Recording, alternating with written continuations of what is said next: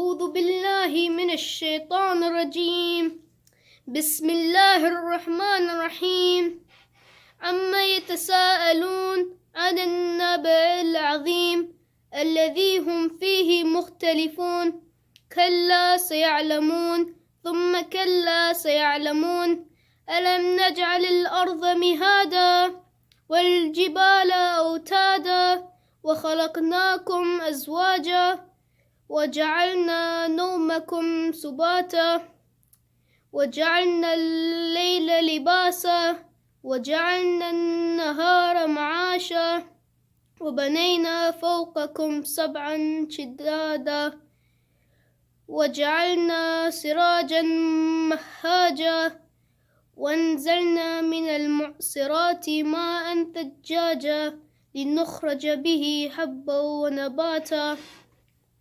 Oh, what do they ask one another of the great news that in which they differ? Nay, they shall soon come to know. Nay, indeed, they shall soon come to know. Have we not made the earth as wide expanse, and the mountains as hedges? And we've created you in pairs, and we made your sleep for repose, and we made the night as a covering, and we made the day for seeking livelihood, and we built above you 7 pyramids, and we made a blazing lamp, and we sent down from the clouds water in abundance, that we may bring forth thereby grain and plants.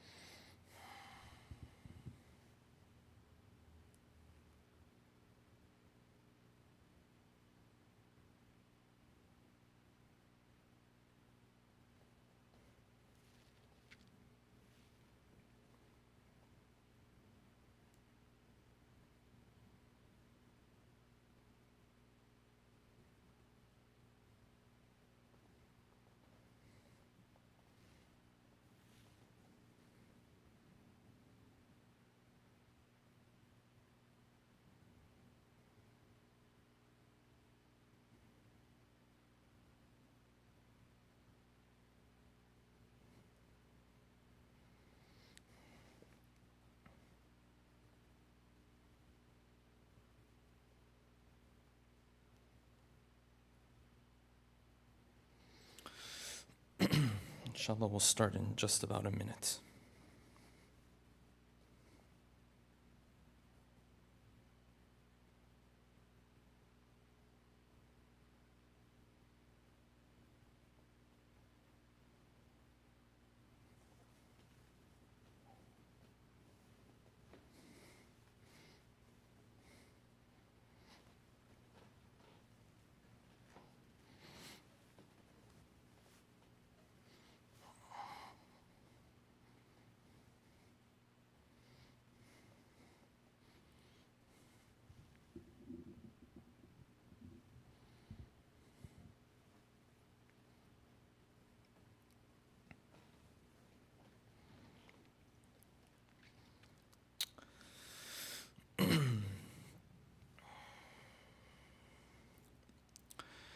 أعوذ بالله من الشيطان الرجيم. بسم الله الرحمن الرحيم. الحمد لله رب العالمين والصلاة والسلام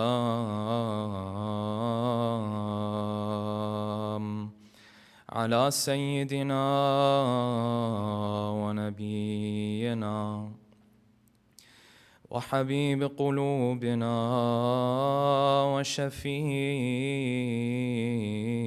ذنوبنا وطبيب نفوسنا أبي القاسم محمد. اللهم صل على محمد وآل محمد وعجل فرجهم وعلى أهل بيته الطيبين الطاهرين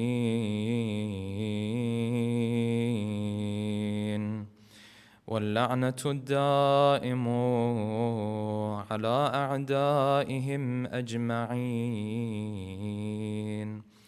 أما بعد، فقد قال الله الحكيم في محكم كتابه الكريم: أعوذ بالله من الشيطان الرجيم، وما أرسلناك إلا رحمة للعالمين. صدق الله العلي العظيم. صلوات اللهم صل على محمد وآل محمد وعجل فرجهم. For the love of our beloved Prophet and his beloved progeny, please recite a second loud salawat. اللهم صل على محمد وآل محمد وعجل فرجهم. For the hastening in the return of our beloved 12th Imam, a third final loud salawat. اللهم صل على محمد وآل محمد وعجل فرجهم. Before we start, inshallah, tonight, I want to take a moment to congratulate our dear brothers and sisters on the birth of our beloved Prophet salawatullahi wa salamuhu alayhi, as well as our beloved sixth Imam, Imam as-Sadiq salawatullahi wa salamuhu alayhi. The topic that we've prepared to discuss tonight is the topic of the practical differences between the life of a Muslim and an atheist who lives and leads a moral and fair and akhlaqi lifestyle.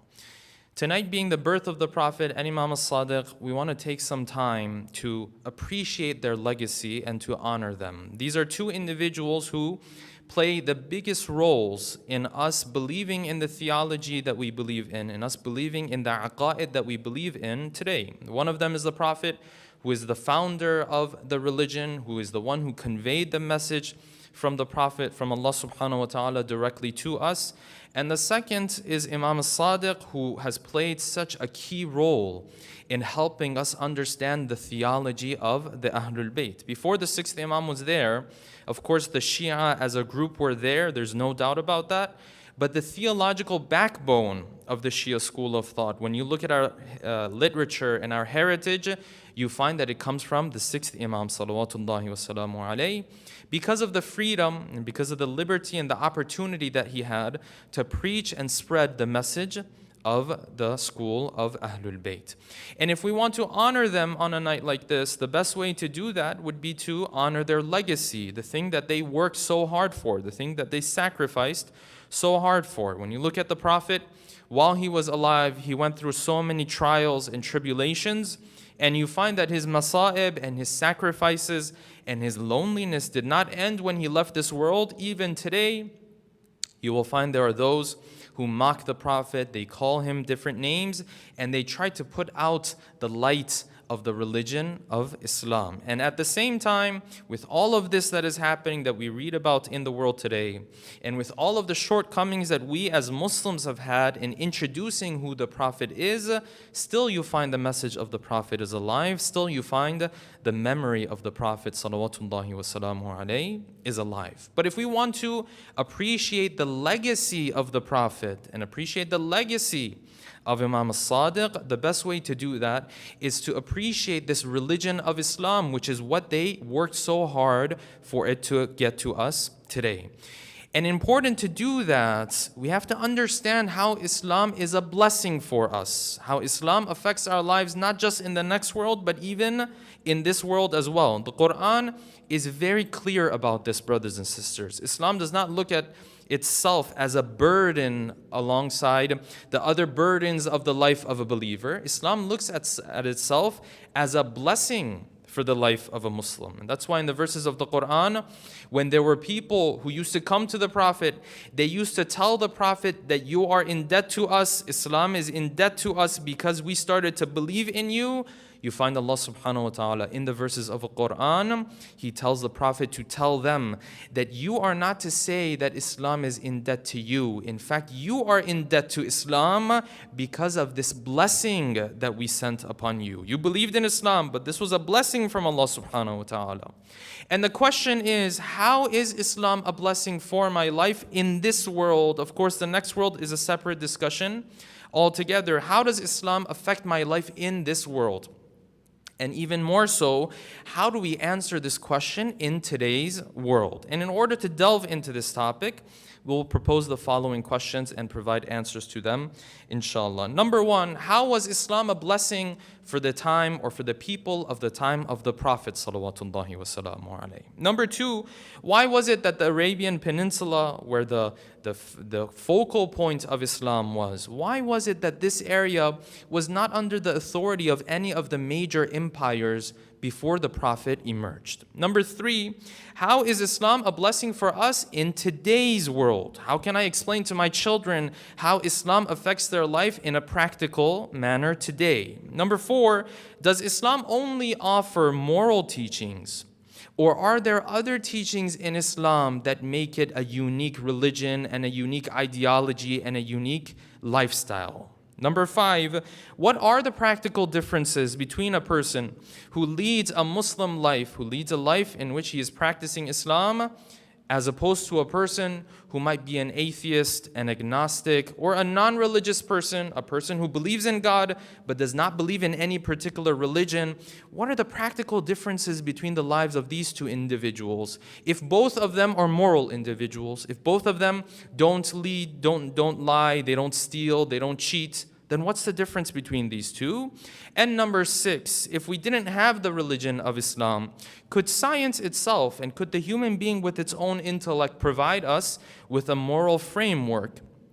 And has this famous atheist by the name of Sam Harris in his book, The Moral Landscape, has he been able to offer a solution to this problem of being able to provide a moral framework for the human being without having religion in the picture? Tonight, inshallah, we'll delve into these 6 questions and we will strive to provide answers to them with a loud salawat ala Muhammadin wa ali Muhammad. Allahumma salli ala Muhammad wa ali Muhammad wa ajil farajam. As we mentioned in the beginning of the talk, Islam never speaks of itself as a burden. Allah subhanahu wa ta'ala never speaks of this religion as a burden upon the believer, upon the Muslims. It doesn't sugarcoat anything in the Quran. The Quran is very clear that if you are a Muslim, you are in debt to Islam and Islam is not in debt to you. And naturally what that means is that Islam sees itself as a blessing. Islam sees itself as something that is going to bring more good to you than you could possibly do for the religion. That's why we read in verse 17 of Surah Al-Hujarat, when people used to come to the Prophet, they used to tell the Prophet, Ya Rasulullah, what are you going to do for us now? Now that we believed in your message, now that we are Muslim, what are you going to do for us? You're in debt to us now. The verses of the Quran say this, يَمُنُّونَ عَلَيْكَ أَنْ أَسْلَمُوا. Ya Rasulullah, they come to you and they make it look like you owe them something. They place minnat upon you. Minnat means when you remind someone of the good things that you have done for them so that you can get something in return. يَمُنُّونَ عَلَيْكَ أَنْ أَسْلَمُوا. They come to you and they say, well, what are you going to do for us, Ya Rasulullah, now that we became Muslim, now that we embrace this faith? And then look at how straightforward and frank the Quran is. The Quran says this, قُلْ لَا تَمُنُّوا عَلَيَّ إِسْلَامَكُمْ. Ya Rasulullah, go back to them, tell them to not make it look like we owe them anything. We don't owe them anything. In fact, it's the other way around. They got it wrong. The equation works the other way around. قُلْ لَا تَمُنُّوا عَلَيَّ إِسْلَامَكُمْ. Don't come to us telling us, what is Islam going to do for us now? بَلِ اللَّهُ يَمُنُّ عَلَيْكُمْ أَنْ هَدَاكُمْ لِلْإِيمَانِ. In fact, Allah subhanahu wa ta'ala is sitting there and waiting to see what you will do with Islam now that He guided you towards this blessing. This was a blessing that we gave to you. You embraced this faith. Wonderful. So you took advantage of God's blessing. So Islam doesn't owe you anything. You owe Islam something. And the Quran is very clear about this, that Islam is not a burden on the believer. Islam is a blessing for the believer. So how do we understand this in the context of how Islam changed our lives or affects our lives in this world and as it relates to the next world? As it relates to the next world, we will leave for another time. As it relates to this world, how was Islam a blessing for the believers of the time of the Prophet? Let us start from there, and we will make our way slowly to discussing how Islam can be a blessing for my life today. When you look at the time of the Prophet, the fact that Islam was a blessing for the Arab was very clear. And if you look at history and you look at the geography in which the Prophet emerged, you will understand this even better. During that time, there were two, of course, major empires that existed at that time. In the west, you had the Roman Empire. On the east, you had the Persian Empire, and these were magnificent empires that existed for thousands of years, civilizations that were there for thousands of years. And to the south of the Arabian Peninsula, you also find another empire, which is called the Aksum Empire, that ruled Ethiopia and parts of Yemen. So to the south, you had one empire. To the northeast, you had another empire, and to the northwest, you had another empire. And yet, with all of these empires in this area, it seems as though nobody wanted to come and take over the Arabian Peninsula. Why? If these empires were working so hard to take over this peninsula or to take over more land for themselves, why not the Arabian Peninsula? Because when the Prophet showed up and the Prophet emerged and he was born on a day like this or on a night like this, you find that the Arabian Peninsula was not under the authority of any of these major empires. Why? Because none of these empires wanted a land like the land of Arabia that was so full of deserts you could never even grow anything in it. You could barely grow anything in it. So much of this land was barren. Empires didn't fight about the Arabian Peninsula. None of them wanted this peninsula. Why? There's no civilization here. There is no proper land that will flourish, that will grow. If you want to grow, you want to flourish, you can talk about Iran and Iraq, what we have today as Iran and Iraq, which was under the Persian Empire at that time. You can talk about the West, and you can talk about parts of Europe and parts of Syria that were under the Roman Empire at that time. But the Arabian Peninsula, it has nothing. It has such barren land that you can barely grow anything in this land. And this makes the emerging of the Prophet even more special, because if you have someone who's going to come up with the Quran, if you have someone that's going to bring about a book like the Quran, you would assume that he would come from the midst of one of these great civilizations, one of these great empires. And yet you find our Prophet, salawatullahi wasalamu alayhi, he emerged from where? In the middle of the deserts. He emerged from Mecca. He emerged from a place where no one expected. Unless someone knew this from the previous holy books, you would have never imagined that the Prophet would emerge from this part of the world. And this adds to the story of Islam.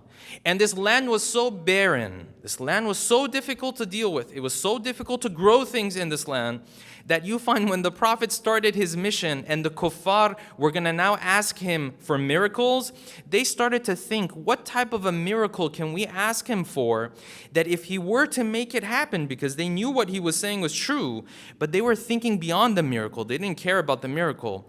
They said, let us ask the Prophet for a miracle that once this miracle actually takes place, we still won't believe in him, but at least we'll benefit from this miracle that took place. And so instead of asking to see angels, for example, instead of asking for other supernatural things, you know what they asked the Prophet in Surah Al-Isra? They came to the Prophet, they said, Ya Rasulullah, if you are a messenger of God, Ya Muhammad, if you're a messenger of God, why don't you make it such that you have springs burst out of the land of Mecca? Make it such that Mecca has, is full of springs now. Can you do that one for us? If you do that one, we will believe in you. They weren't going to believe anyways, but they wanted that because it was so difficult, because water was like gold, because this is a barren land. If we can get at least some springs out of Muhammad, that's worth it for us. We still won't believe in him. We still won't pay attention to him. But if we can just get some springs. And then they made another request. They said, you know what, either the springs, make that happen, or why don't you create a number of gardens for us? If you do that, we'll believe in you. Of course, they weren't going to believe anyways. But their thought process was, this land is such a barren land. What we need here is water. What we need here is plants. What we need here is gardens. Now picture this peninsula that none of these empires even cares enough to take over. None of these places even care enough to take over. The story of Abraha that we read, it wasn't because of the peninsula, it was because of the Kaaba itself. That's a separate discussion. Nobody wanted this land. The Prophet ﷺ, he took this land and turned it into an empire of its own. And when the Prophet was leaving this world, it was no longer the Persian Empire and the Roman Empire. It was the Persian Empire, the Roman Empire, and the Muslims.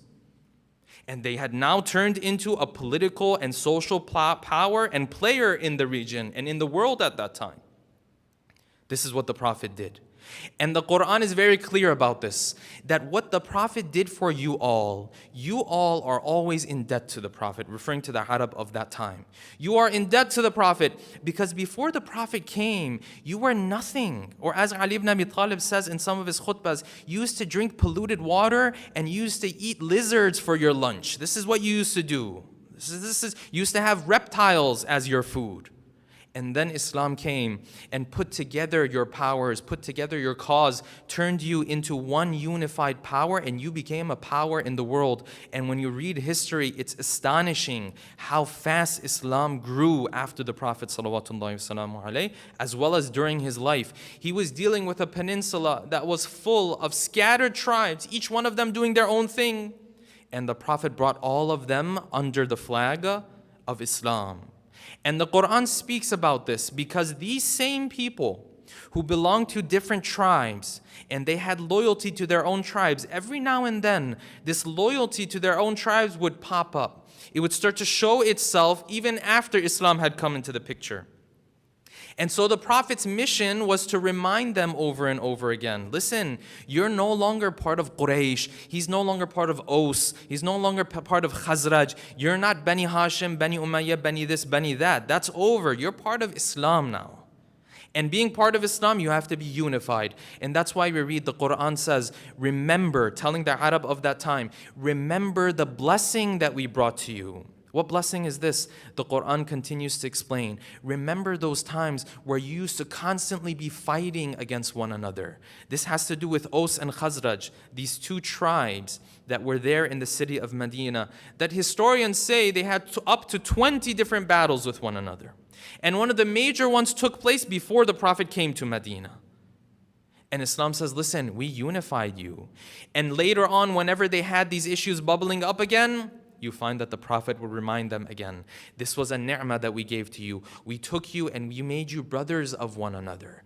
And this was really the key to the Muslim empire becoming so powerful, that they all found themselves under one united unity and identity. They could all see themselves as Muslim. If this person was here and from there, it didn't matter. What was mattering more than anything else was that they were Muslim. And of course, not everyone believed in this to this extent, but this was the idea that was there that helped the Muslims to reach the point that they reached. So Islam is very clearly a blessing for the time of the people of the Prophet. They went from being nobody to now being a power in the world, to then having an Islamic golden age for 300, 400, 500 years that Western scholars speak of, even up until this day. But the question is, if that was how Islam was a blessing for them in those days and for the time of the Arab of that time, how is Islam a blessing for me today? How does Islam affect my life in this world today? Please recite as-salawat. Allahumma salli ala Muhammadin wa ala Muhammad wa ajjil farajahum. Usually when we want to provide an answer to this question and we want to explain how Islam is a blessing for our lives today, how Islam affects our lives today, the first thing that we will point towards are the moral teachings of Islam, the akhlaqiyat of Islam. So for example, if someone were to tell us, what does it mean that you are a Muslim? We will naturally highlight this aspect of Islam. That yes, Islam asks me to be a good person. Islam asks me to be loyal. Islam asks me to not cheat, to not steal, to not kill, to not murder, to not disrespect, and so on and so forth. And of course, these moral teachings are of the most importance and of very much importance and essence within the religion of Islam. There's no doubt about this. This is why when Allah subhanahu wa ta'ala speaks of the Prophet, more often than not, He speaks of his akhlaq. Says, Ya Rasulullah, فَبِمَا لِنْتَ لَهُمْ فَبِمَا رَحْمَةٍ مِّنَ اللَّهِ لِنْتَ لَهُمْ. You have, a very soft heart. If you didn't have this soft heart, people wouldn't listen to you. And then in other verses, He says, وَإِنَّكَ لَعَلَى خُلُقٍ عَظِيمٍ. Your akhlaq, your characteristics, your attributes, there's something special. You have something special, Allah subhanahu wa ta'ala tells the Prophet. And this is the importance that we find. And this is, of course, important to do, that you highlight the akhlaqi values that we have in Islam, the moral values that we have in Islam. This is critical because today we live in a world where many people want to portray Islam as a religion that takes you away from being a good human being and now makes you more so as being part of a cult. Makes you dangerous, makes you a citizen that doesn't want to contribute to the well-being of society. And when you're dealing with an audience like that, of course, the first thing that you can point to, that you can speak of as a point of commonality between yourself and others are the moral values in Islam. So this is wonderful. As long as your audience is an audience that is now being introduced to Islam initially, the point that you want to emphasize is, of course, the commonalities that you have. And these moral values are not moral values that you have in common only with other faiths. No, even if a person is atheist, even if a person is agnostic, they are non-religious, they don't attribute themselves to any organized religion, these are values that you have in common with them. So you will emphasize these moral values. This is all good and fine. This is where our discussion now starts to take a turn. Because as long as your audience is someone who is now being introduced to Islam, this approach works and it's fine. But internally, your understanding of Islam needs to be deeper than this. And if you're listening to this, wherever you might be listening to this, maybe in the car, maybe at home, I just need your attention for this 1 second, because this one line that we're going to explain right now is really the key point of tonight's talk. This is the one line that I want everyone to walk away with tonight. And that is this. There is a big difference between saying that Islam values moral values, Islam gives importance to moral values, and saying that Islam has nothing to offer but some moral teachings and some moral values. These two are extremely different from one another, and usually we're doing the second instead of doing the first. There is a big difference between me highlighting the akhlaqiyat of Islam, the moral values in Islam, and me saying and portraying this picture of Islam that the only thing Islam came to say was to be a moral person, to be a moral human being, as if Islam has nothing else to offer except these basic moral values. These two are very different from one another. And the second approach is a very dangerous approach. Why? Because Islam did not just come to say, be a good person. When I confine Islam to simply explaining some basic moral values to me, don't cheat, don't lie, don't steal. These are all part of Islam, no doubt about it. But Islam has much more to offer too. When I confine Islam to just these things, now I am doing injustice to Islam. I'm hurting the cause of Islam. Why? Because when I speak of Islam in this limited fashion, in this limited manner, now I make Islam replaceable. Meaning what? Meaning that these moral values, whether you're atheist, agnostic, non-religious, Jewish, Christian, Buddhist, Hindu, it doesn't matter. You understand these moral values. Everyone agrees on these moral values. And if this is the only thing that Islam has to offer to me, well then, does Islam have a very critical role in my life now? Or does Islam have a replaceable role in my life now? Of course it's the second. Because now if I'm saying the only thing that Islam came to tell us is to be kind to your neighbors, then of course the atheist and the agnostic are going to sit there and look at you in a weird way, and they're going to say, wait a second, you needed Islam to come and tell you this? You didn't know this before Islam? You're telling me if I'm not a Muslim, I don't know this? No, of course I know all of these things. I didn't need Islam or God to come and tell me to be a good person or to be a moral person or to not lie or to respect the rights of others. These are moral values that human beings, 7 billion human beings, they all understand them. There's no doubt about it. So if I confine Islam to just this, then what I'm doing is I am making Islam replaceable. And this is something that we find parents, one of the biggest mistakes that parents make when they want to introduce the religion of Islam to their children is this. That they say, listen, my son, we have to be Muslim. Well, what does it mean to be Muslim, Baba? Well, it means that you don't cheat and you don't lie and that you're kind to others. Yes, all of these are part of Islam, but this is not the only thing that Islam came to say. And when a parent introduces Islam in this limited manner, without knowing it, they want to pull their child towards Islam, of course. In a society that's pushing Islam away from their child, they want to pull their child in, right? They want to pull their child towards the religion. But unknowingly, what they're teaching their child is that Islam is replaceable, because you can be a Christian and know all of these things. You can be Jewish and know all of these things. You don't even have to believe in God, and you will still know these things. And this is something that you find in our communities, where our children now are reaching a point where they say, you know what, it doesn't matter if you're Muslim or you're not Muslim. It's all the same as long as you're a good person. Being a good person is part of Islam. But that's exactly the point. It's part of Islam. There's more that Islam came to say. And if I only confine it to that, then I am doing an injustice to Islam. Recite a salawat, please. Allahumma salli ala Muhammadin wa ala Muhammad wa ajil farajahum. So then this question comes up. Then what is the practical difference between me living my life as a Muslim and an atheist who lives a very moral life? An agnostic who does not lie, he does not cheat, he does not, pay others to get things done. He doesn't do any of these things. He lives a very moral and akhlaqi lifestyle. Then what is the difference between these two? You might say, oh, well, you believe God exists. This atheist, he doesn't believe that God exists. But that's not a practical difference. The question is, what is the practical difference between these two? How are the lives of these two on a practical level different from one another? Yes, one of them is atheist. He doesn't believe in the existence of God. And the other one is a theist, and he believes in the existence of God. There's no doubt about that.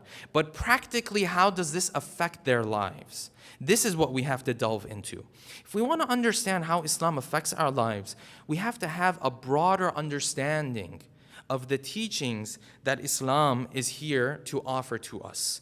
If we have a broader understanding of what Islam is here to offer to us, then we'll be able to appreciate all of the teachings of Islam, not just the moral teachings of Islam.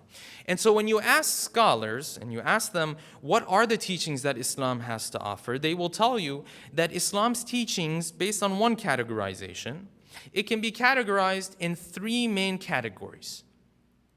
The first category is your belief system, your aqa'id. It doesn't necessarily have to do with your moral values. It doesn't necessarily have to do with not cheating, not lying, all of these things that human beings all understand. No, it has to do with your worldview. God exists. God sent a messenger. What is your relationship with this God? That's the first category of teachings that we have. The second category of teachings, yes, is the moral teachings that we have in Islam. And then there is a third category of teaching, third set of teachings, which is the legal aspect of Islam. What is allowed, what is forbidden. And what we do is we only think of the second set of teachings. Even though that's part of it and it's very important, وَإِنَّكَ لَعَلَى خُلُقٍ عَظِيمٍ. The Prophet is told in the Quran. It's very important, but that is not all of Islam. Islam came to give you a comprehensive religion, not just one that emphasizes these moral values. And if you look at Islam in this comprehensive manner, then you will see that moral values are part of Islam, but Islam is unique from other lifestyles or religions that have moral values in them because it offers other things. What else does it offer? It offers this belief system. You say this belief system, well, how does it affect my life practically? We're going to get to that in just a second. It's not just something you believe. It's something you believe and has implications in your life, in your day-to-day life. It affects your life in such a way where an atheist who doesn't have these beliefs, his life is different because of the belief system, even though you both agree, for the most part, on the same moral values. Lives are going to be different. And then the legal side of things, the halal and haram that we have, that also plays a very important and key role in the way that it practically impacts my life. So now let's delve into these. When we speak about our belief system, when we speak about our aqa'id, how does this belief system of mine, how does this aqa'id of mine affect me? If you look at the religions of the world, the ideologies that you have in the world, whether it's the time of the Prophet or even today, what Islam came forward with, what Islam introduced was very different. Just the perception that you have of God is different in Islam than many of the other major religions. It's a very different perspective as it relates to God, just understanding who God is. But those are all belief.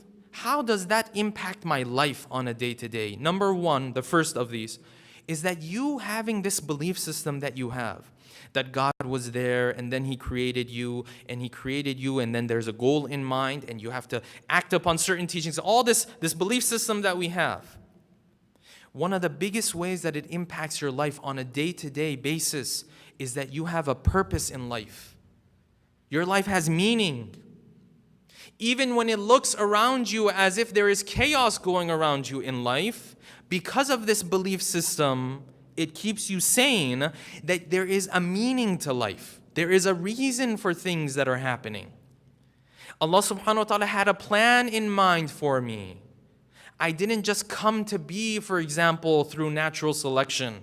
No, there was some divine decision behind me being here. This sense of meaning, brothers and sisters, this sense of purpose behind my life is extremely key to living a happy and a rich life. And this is what scientific studies say today, that a person who feels the purpose behind his life, who can identify it, first of all, knows that there's a purpose, and second of all, can identify it.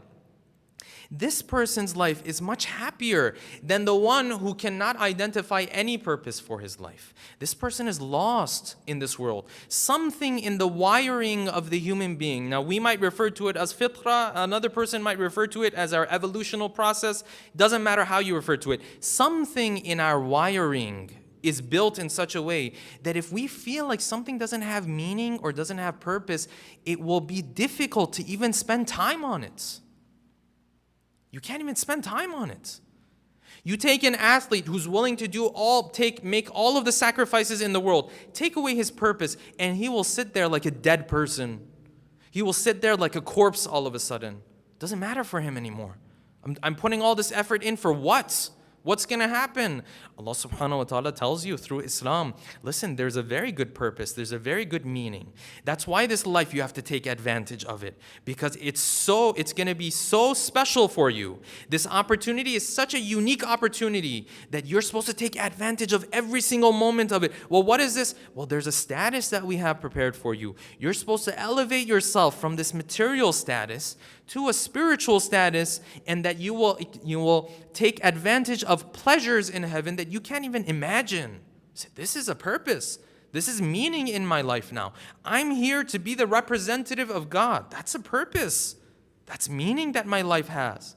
But now if you don't have this belief system, then what are you going to do? And these answers that I provide on behalf of atheists today, brothers and sisters, these are not things that I'm assuming. These are things that if you read their interviews and you read when they are asked these questions, these are the answers that you will get from them. When you ask them, and of course, today there is a new wave of atheists in the world, right? You don't call them atheists anymore. They're more anti-theists. That's what they are, more so than atheists. They have a problem with you believing in God. It's not that there's just a difference of opinion between you and them. It's a difference of opinion, and they believe they have to get rid of your opinion because your opinion is the source of evil in this world. That's the approach that they have. And 4 or 5 of them who are mostly well known today, and they're known as the 4 horsemen, as they like to call themselves, when you ask them this question, what is the meaning of life or the purpose of life from your perspective, with your belief system, you will see that they will struggle to answer this question. One of them will say, well, why do we even have to have a purpose for life? Well, good luck with that. A human being will be dead mentally if it doesn't have a purpose in this life. And the other one will say, you know what, the purpose of this life is that you do the things that you enjoy. You do the things that bring you joy so much that you forget how much time is passing. That's the purpose of life? For me to, for example, if I have a hobby of drawing that I draw, and somewhere in that hour that I'm drawing, for 30 minutes of it, I forget that I'm drawing because of how great that feeling is. Wonderful. Okay, so what after that? What happens after that? No, there's no purpose behind that. There's no more meaning than that. You were just created to have a hobby and to get lost in your hobby. That's it. What kind of life is this now? So now Islam, it's starting to show some of the other implications it has in our day-to-day life. This is why we haven't gone through all of them yet, but now slowly you start to understand why Allah subhanahu wa ta'ala said, "Balillahu yamunnu alaykum." We are going to put minnat on you. You are in debt to us for this blessing that we brought to you. Not that we are in debt to you because you embrace this faith. The first is a purpose of life. You will not find this unless you have this belief system. Number 2, and I'm moving a little bit faster because we have more to cover. Number 2, what happens after I die? What is it that takes place? This is a mystery for the human being. And it is a mystery that worries the human being. It is a mystery that concerns the human being. That the human being doesn't know what's going to happen to him. He has a sense inside of him that he wants to continue to live. He doesn't like the idea of death. But then no one is there to answer his question. What happens when my grandfather lived until he was 90 or 100, 120, whatever the age is, and all of a sudden he dies and he's not with us anymore? So what is he going through right now? Well, Islam has an answer to that. But if you don't have that belief system, do you have an answer to that? You don't have an answer to that. And it's interesting, brothers and sisters, sometimes this worry and this concern, even more than the human being having this concern and worry when it comes to himself, he has this worry and this concern when it comes to his loved ones. That, for example, if I had a cousin, if I had a mother, if I had a father, and they left this world, where are they right now? What are they doing? Are they in pain? Are they not in pain?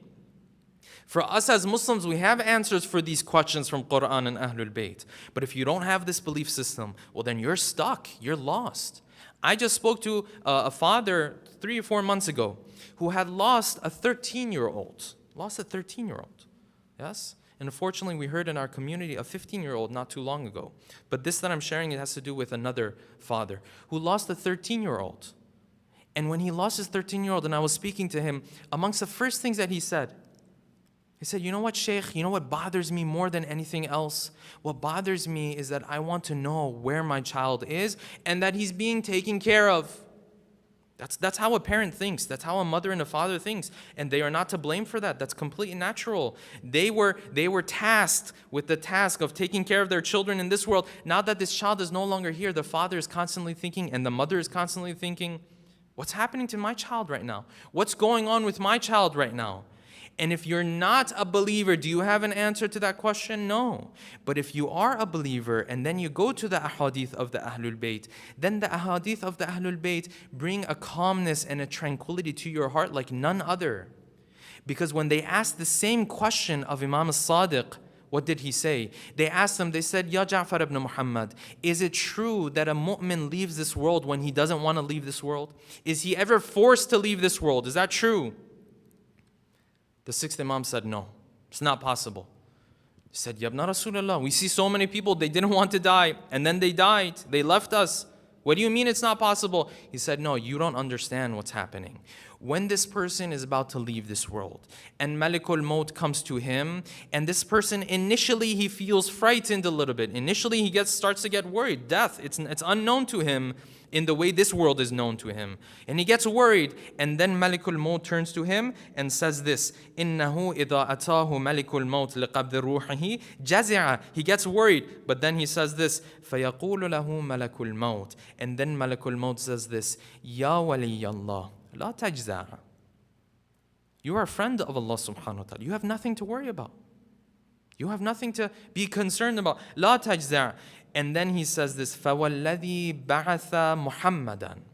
By the one who sent Muhammad as his messenger. لَأَنَا أَبَرُّ بِكَ وَأَشْفَقُ عَلَيْكَ مِنْ وَالِدٍ رَحِيمٍ لَوْ حَضَرَكَ. Says, listen, in this world you had parents who used to take care of you. By Allah, by the one who sent Muhammad as his messenger, I'm going to be kinder to you than your own parents. You have nothing to worry about. And then the hadith continues. And Imam Sadiq says that then he sees the Prophet and he sees Ali ibn Abi Talib and he sees Fatima and Hassan and Hussein, and then he himself chooses to leave this world. He himself says, I want to be with them. Now imagine a father who looks at his child and is worried about his child, and then Imam Sadiq comes and tells him, you can be calm. You have nothing to worry about, because that Malakul Maut and the Prophet and the Ahlul Bayt who are going to be with him, أَبَرُّ بِكَ مِنْ وَالِدٍ رَحِيمٍ. They are going to be kinder to him than his own parents. You have nothing to worry about. You have nothing to worry about when it comes to your loved ones. So they're in a very good place. But if you're an atheist, then how do you deal with this issue? You know, it's interesting. One of these famous atheists who passed away not too long ago, his name is Christopher Hitchens. They asked him this in one of his interviews. They said, well, if you had a friend of yours and he's dying and he's on the deathbed and you have his hand in your hand, and those final moments, naturally you're supposed to comfort this person, how would you comfort him? And his answer was this. He started to smile and he said, you know what? It's probably better that I'm not the one who's with him in those final moments. Meaning that I have nothing comforting to tell this person. I have nothing to tell this person. What am I going to tell him is going to happen? You're going to go in this very, very long coma. The best I can do is to tell him that this coma is not painful. You're not going to have pain in this coma. But what's going to happen? Nothing. You're going to feel nothing. You're not even going to exist. That's the best that you can do without this belief system. That's number 2. Moving on to number 3. Recite a salawat, please. Allahumma salli ala Muhammadin wa ala Muhammad wa ajil farajahum. The third practical implication of the belief system of Islam is that all of your efforts are counted for. None of your efforts go unseen based on this belief system. See, in this world, people don't care about what your intentions were. People don't care how much effort you put into things. It's not what they care about. What matters are results. If you can get results, wonderful. If you can't get results, well, you had good intentions. That's good for you. We don't care about that. But in the book of Allah subhanahu wa ta'ala, in the hisab that Allah subhanahu wa ta'ala does, everything counts. Even when there's no one else to see you, even when there's no one there to count the good deed for you, Allah subhanahu wa ta'ala is writing it. When those times come, and we will all come across moments like this in our life, especially in our family life, especially with our spouse and our children and our parents. When those moments come where you have to compromise and no one is there necessarily to see or understand what type of compromise you're making, Allah subhanahu wa ta'ala is seeing it. But only if you have this belief system, though.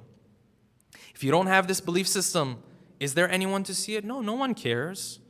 That one time where you wanted to say something, but you bit your tongue, and you didn't say what you were going to say. You didn't say that disrespectful thing to your loved one. Do other people see this and value this? No. But does Allah subhanahu wa ta'ala see this?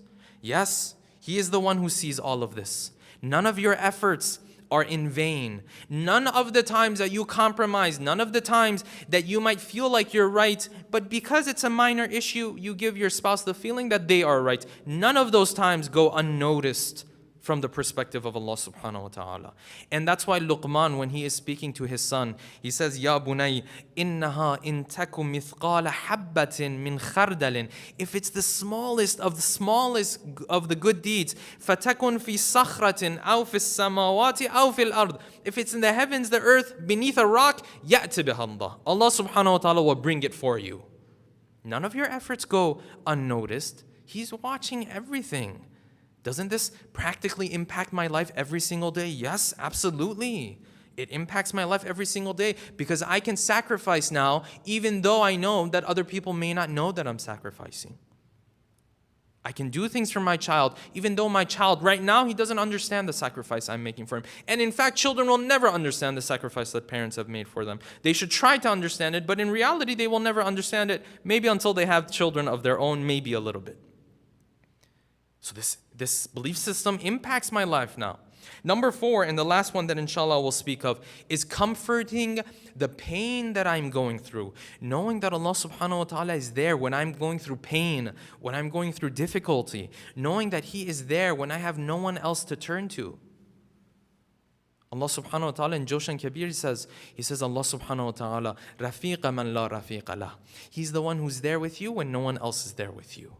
And that's why in the hadith, the Prophet was telling Ali ibn Abi Talib, قال رسول الله يا علي, Ali, let me tell you something. أنين المريض تسبيح. The cry of the one who is sick. You know, sometimes when someone who is sick, in the middle of the night, there's no one to hear the cry of this person. There's no one to care about this person. There's no one to sit there and hold the hand of this person. Everyone is asleep. Everyone is doing their own thing. Allah subhanahu wa ta'ala says, Aninul maride tasbihun. But when he cries, I hear him and I write it as an act of worship for him. And when he goes through pain, I consider it tahleel. He is worshiping me. I can hear him, but beyond that, I'm counting it as an act of worship for him.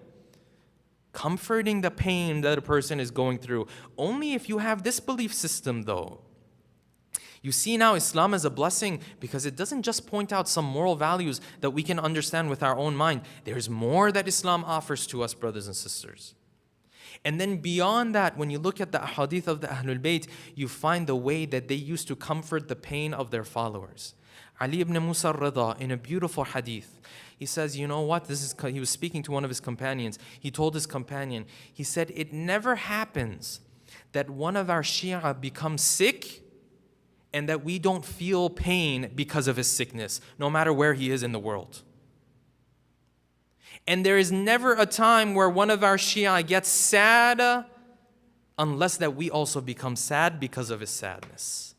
This is the comforting of the Ahlul Bayt. When there's no one else that you can rely on, then Allah subhanahu wa ta'ala and the representatives of Allah subhanahu wa ta'ala, then they are there for you. Ali ibn Musa al-Rida says, there is no marid amongst our Shia except that we feel the pain of his. Except that we feel the pain that he is going through. It's never worried, no, none of our Shia, except that we feel the worry that he is going through. Even if we're not there with him. This is as it relates to the belief system that Islam puts in front of us. Moving on from this, when it comes to the other 2 sets of teachings that we have in Islam, the moral teachings and the legal teachings, even in these, Islam has something new to offer. Yes, Islam emphasizes the basic moral values that everyone understands. But here's the thing. First of all, moral concepts are not as simple as we have made them out to be. Yes, everyone understands to not lie, to not cheat, to not steal. These are simple. But when things get a little detailed, then you don't know what you're supposed to do all of a sudden. If I'm selling a product, this product of mine has an issue, it has a flaw, and I don't hide it, but I also don't tell the person who's coming to buy. Is this morally okay? Morally not okay? Is this encouraged, discouraged? These are different situations you have to answer. If I'm buying something from someone and I know that person needs money, and because of that, I bargain on the price so much that I buy it at 1/10 of the value that it really has, even though I know it's going to create problems for him. Is this morally okay or is this not morally okay? Things get detailed. These moral concepts, the general idea of them, yes, everybody agrees on. But the different situations, no. And unless you have a moral framework to help you in this regard, you're going to be lost. That's one aspect of it. Then you come to the third sets of teachings, or the third set of teachings that we have in Islam, the legal teachings of Islam. The halal and the haram, what you're allowed to do, what is forbidden. This plays a role in our everyday to-day life. Why? Because everybody agrees that charity is a good thing. But how much charity is critical and is a definite importance in your life, and how much of it is good to do, Islam can tell you what that is. Everyone agrees, for example, that saying bad things about another person is not good. But to what extent? In what situations is it allowed? If this person has hurt me, do I have the right to now speak out because I'm being hurt? Islam will tell you that you have that right. When it comes to the person that can help you take back your rights, you have that right. Everyone agrees modesty is a good thing. But how does modesty play out in my life? What does it mean to be modest? Different opinions will have. People have different opinions, different cultures, different backgrounds, different times, different eras. And then Islam will start to define what the modesty is from its perspective. Sometimes we say, for example, and this is something that we say that may not be very precise, that we say, hijab is wearing hijab, or the dress code of Islam, it's part of modesty. Which modesty? The modesty that we have in society, or the modesty that Islam is defining? Which one is it? Because in the modesty that society defines, no, hijab is not necessarily part of that modesty, in the sense that if you're not wearing hijab, that you are an immodest person. No, you might be dressing professionally. As long as what you do is not provocative, as long as your interactions are not provocative, no, people will consider you, generally speaking, a modest individual. But is it part of the modesty that Allah subhanahu wa ta'ala is defining, that Islam is now adding to this concept? Yes, it's part of the dress code. Lowering your gaze, this one for sisters, this one for brothers, lowering your gaze. Is this part of modesty? In this society, no, not necessarily. Whether you lower your gaze, don't lower your gaze. When you come across someone from the opposite gender who has a physical appearance that you might want to look upon, even if you don't have the best of intentions, it's not even a problem.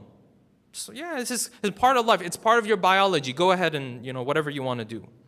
In society, that's how modesty is defined. But when you come to Islam, then Islam says, no, you know what this is zina al-ayn. This is the adultery of the eye. So it's part of the modesty that Islam defines. So even when it comes to these moral values, Islam adds a perspective. It offers things when it comes to these moral values. Number one. Number two, it shows you how to implement them in your day-to-day life. Everyone will say praying is a good thing. But to what extent of it is crucial that I have to do? What extent of it, if I do it, it's good. If I don't do it, it's okay. That's why you have wajib and you have haram, or you have wajib and haram, you have makruh and mustahab and mubah, that tells you how you're supposed to live your life. Everyone agrees that your parents are important, your relatives are important, but Islam will tell you how much rights they have. Islam will tell you to what extent you have to listen to them. Islam will tell you how to implement this in your life. And without Islam, it will be difficult for you to come across such a thing, to have a framework like this. And then you look at this issue and this challenge, if you pose it to an atheist or even an agnostic or a non-religious person, all of them in one group, you will find that this person, he will struggle. And that's why amongst these famous atheists that we have today, someone like Sam Harris, he's written a book to try to wrap his head around this issue, that how do I explain moral values, and how do I provide a moral framework when I don't have a religion to tell me? And so he came up with this opinion, and he's written a book on this, The Moral Landscape. And he has a TED Talk on it, which is shorter if you want to listen to that one. And basically what he says, you know what? We don't need religion for this. We don't need religion to tell us the moral values of what we have today. No, we don't need that. Science can tell us. Okay, Bismillah, how can science tell me what is right and what is wrong? Yes, the fundamentals everyone agrees on. You shouldn't be murdering people. Everyone agrees on that. But the details of it, how does science going to help me? He says, you know how science can do this? He says, you know what? Science can tell you what moral framework you're about to have. Because science, the only thing you have to do, there's only one thing that you have to do. And that one thing is impossible. But this is what he's saying. The only one thing you have to do is you have to look and see what deed brings you the most happiness and the most well-being. Because whenever we consider something moral, what happens? We're technically saying that this deed brings the most happiness to me. It brings the most well-being to me. That's why it's moral. So science can figure out based on that what a moral framework is. It will measure how much happiness and well-being each of the different deeds that you do bring to you. And if one of them brings a lot of well-being to you and a lot of happiness, well then great. That's a moral deed. And if one of these deeds brings you or robs you of your well-being and your happiness, then that's an immoral deed. And the issue with this opinion is, of course, that's the whole issue. The whole issue is, how do you measure happiness? And how do you know what brings you the most happiness and what brings you the most well-being? Habibi, that's the problem. You know what it's like? It's like if you were stuck investing between 5 different stocks and some genius came to you and said, you know what? If you want to invest in these different stocks and you want to know which one to invest in, take a look and see which one of them has the greatest return. Invest in that. Well, of course, that's the whole question. I don't know which one to invest in because I don't know which one is going to have the greater return for me. Yes, science can give us a moral framework, but with one tiny small little condition, and hopefully my sarcastic tone is clear here, with one tiny little condition, if we had the knowledge that God has, if we had that knowledge, yes, we can give a moral framework too. If human beings turn into God, then yes, we can give a moral framework, but that's exactly what religion is. Religion is God giving you a moral framework because He has a full knowledge of who you are, where you came from, what is going to give you well-being and happiness, and what is not going to give you well-being and happiness. And you see, brothers and sisters, these different results, these implications that Islam has in my life, all of them together are part of what makes Islam a blessing for us today. And this is why 1400 years later, the memory of the Prophet, the message of the Prophet, the light of the Prophet is still shining. And inshallah, of course, no one will be able to put out this light, inshallah. يُرِيدُونَ أَن يُطْفِئُوا نُورَ اللَّهِ. And Allah subhanahu wa ta'ala says they are trying to put out the light of Allah, and Allah subhanahu wa ta'ala will never allow that. وَلَوْ كَرِهَ الْمُشْرِكُونَ. Even if the disbelievers are upset about it, Allah subhanahu wa ta'ala will not allow it. With that, inshallah, I'll bring tonight's talk to an end. Before I end, inshallah, I want to take a moment for us to recite Surah Fatiha for the marhumin and marhumat of all of us, especially the marhumin and marhumat of tonight's, the sponsor of tonight's program, Sister Zeenat and Asif Patel, and family. With that, inshallah, let's recite a loud salawat and Surah Al-Fatiha. Allahumma salli ala Muhammadin wa ala Muhammad wa ajjil farajahum. Bismillah ar-Rahman ar-Rahim. Alhamdulillahi Rabbil Alameen. Ar-Rahman ar-Rahim. Maliki yawmiddin. Iyaka na'budu wa iyaka nasta'in. Ihdina as-sirata al-mustaqim. Sirata alladhina an'amta alayhim. Ghayr al-maghdubi alayhim wa lad-dallin.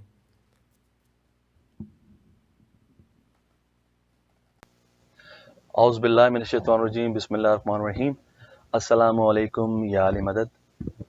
मुअज़्ज़िज़ सामीन, सबसे पहले तो बहुत बहुत शुक्रिया city of knowledge का, जिन्होंने मुझे एक मतलब फिर मौला के इस जिक्र में शामिल किया, जो कि अब तो मैं आप लोगों के एक हिस्सा हूँ। और जैसे कि आप तमाम लोग जानते हैं, अभी अयाम अज़ा का सिलसिला गुजरा है और अब हम शामिल हो गए हैं रबीउल अव्वल की जानिब। आज का जो प्रोग्राम है वो जश्न ईद मिलादुन नबी के हवाले से मुनक़्क़िद किया गया है और मुझे हुक्म था तो मैं हाज़िर हो गया हूँ अपने कुछ कलाम लेके, मनक़बतें और मुसद्दस लेके मैं आप तमाम मोमिनीन की खिदमत में हाज़िर हूँ। और मेरे फ़ौरन बाद पाकिस्तान के एक और बहुत खूबसूरत नोआ ख़ान, मनक़बत ख़ान सैयद इरफ़ान हैदर हमें लाइव ज्वाइन करेंगे। लेकिन उससे पहले आपका ये खाकसार, आपका भाई, आप तमाम लोगों की खिदमत में हाजिर है। मोमिनीन, जिस तरीके से हम मौला का गम मनाते हैं, जिस तरीके से मौला का सोग बर्पा करते हैं, जिस तरीके से मौला का फर्श अज़ब बिछाते हैं, बिल्कुल उसी तरीके से मेरे मौला का हमें जश्न और मौला की विला भी हमें उसी खुशी से, उसी भरपूर तरीके से मनानी है। और आज का ये जो जश्न है, ये हमारे सरकार दो आलम मोहम्मद सल्लल्लाहु अलैहि वसल्लम के हवाले से ये इनकाद किया गया है सिटी ऑफ नॉलेज की जानिब से। तो सबसे पहले मुअज़्ज़िज़ सामीन, मैं आगाज़ करूँगा एक बहुत ही खूबसूरत नात से, जो कि नूर अली नूर भाई की लिखी हुई ये नात है। और میں نے اسے پڑھا تھا تو وہ آپ لوگوں کی خدمت میں پیش کروں گا. بہت ہی خوبصورت اشعار، بہت ہی کمال. اس کے ایک ایک جو اس کی اشعار لکھے ہوئے نور بھائی نے وہ بہت ہی کمال ہے. میں چاہوں گا تمام دیکھنے اور سننے والوں کی خاص توجہ کا میں منتظر ہوں اس کلام کو لے کے. اور محمد و آل محمد صلوات، اللہم صلی علی محمد و آل محمد.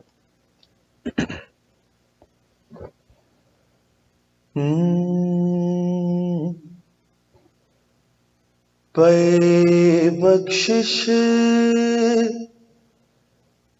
یہی سوغات لے کر آ گیا ہوں. پے بخشش یہی سوغات لے کر آ گیا ہوں. لبوں پر مصطفیٰ کی نعت، لبوں پر مصطفیٰ کی نعت لے کر آ گیا ہوں. پے بخشش یہی سوغات لے کر آ گیا ہوں. اور یہ شعر دیکھیے گا.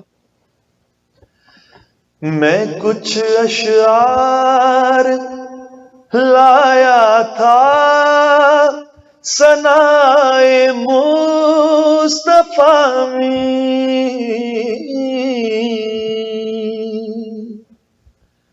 میں کچھ اشعار لایا تھا ثنائے مصطفیٰ میں. سبھی سمجھے کہ میں آیات لے کر آ گیا ہوں. پے بخشش یہی سوغات لے کر آ گیا ہوں. اور یہ شعر دیکھیے گا. یہ لگتا ہے کہ لے آیا ہوں سورج اور ستارے.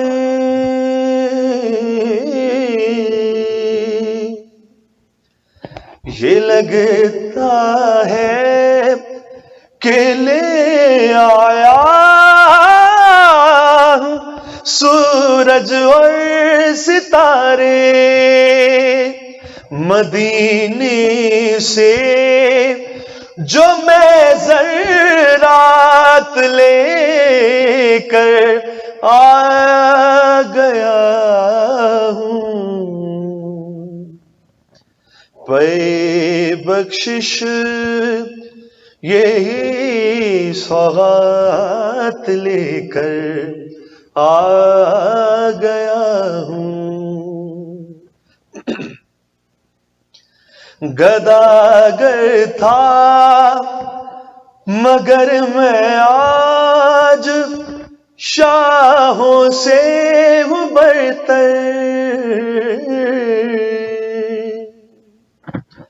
گداگر تھا مگر میں آج شاہوں سے ہوں برتر. کہ میں سرکار سے خیرات لے کر آ گیا ہوں.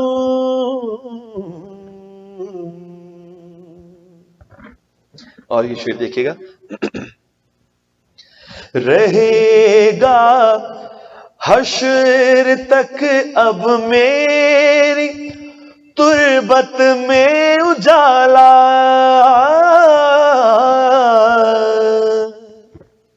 رہے گا حشر تک اب میری تربت میں اجالا، چراغ عشق احمد ساتھ لے کر آ گیا ہوں۔ بہت شکریہ آپ لوگوں کے سننے کے، کیا کہنے، اور مکتی کی زحمت۔ وہ جذبے عشق کے دل میں تھے جو اے نور و آصف،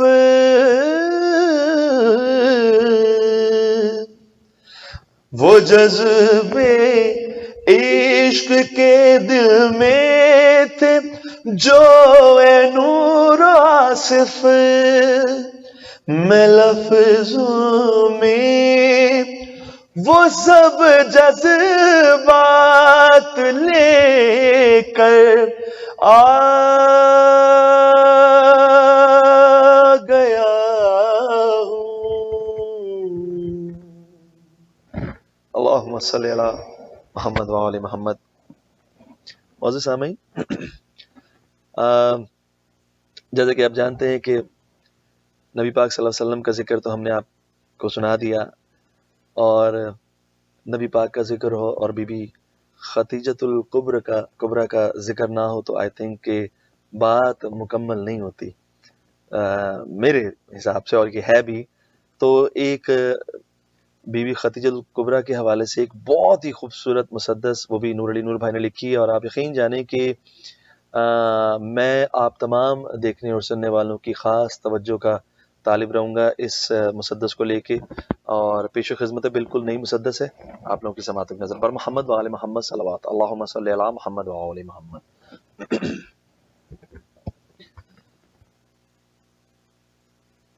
اے مادر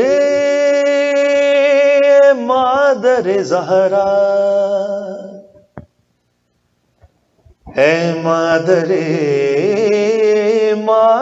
زہرا، یہ اس ماں کا ذکر کر رہا ہوں جو کہ زہرا کی بھی ماں ہے۔ اے مادر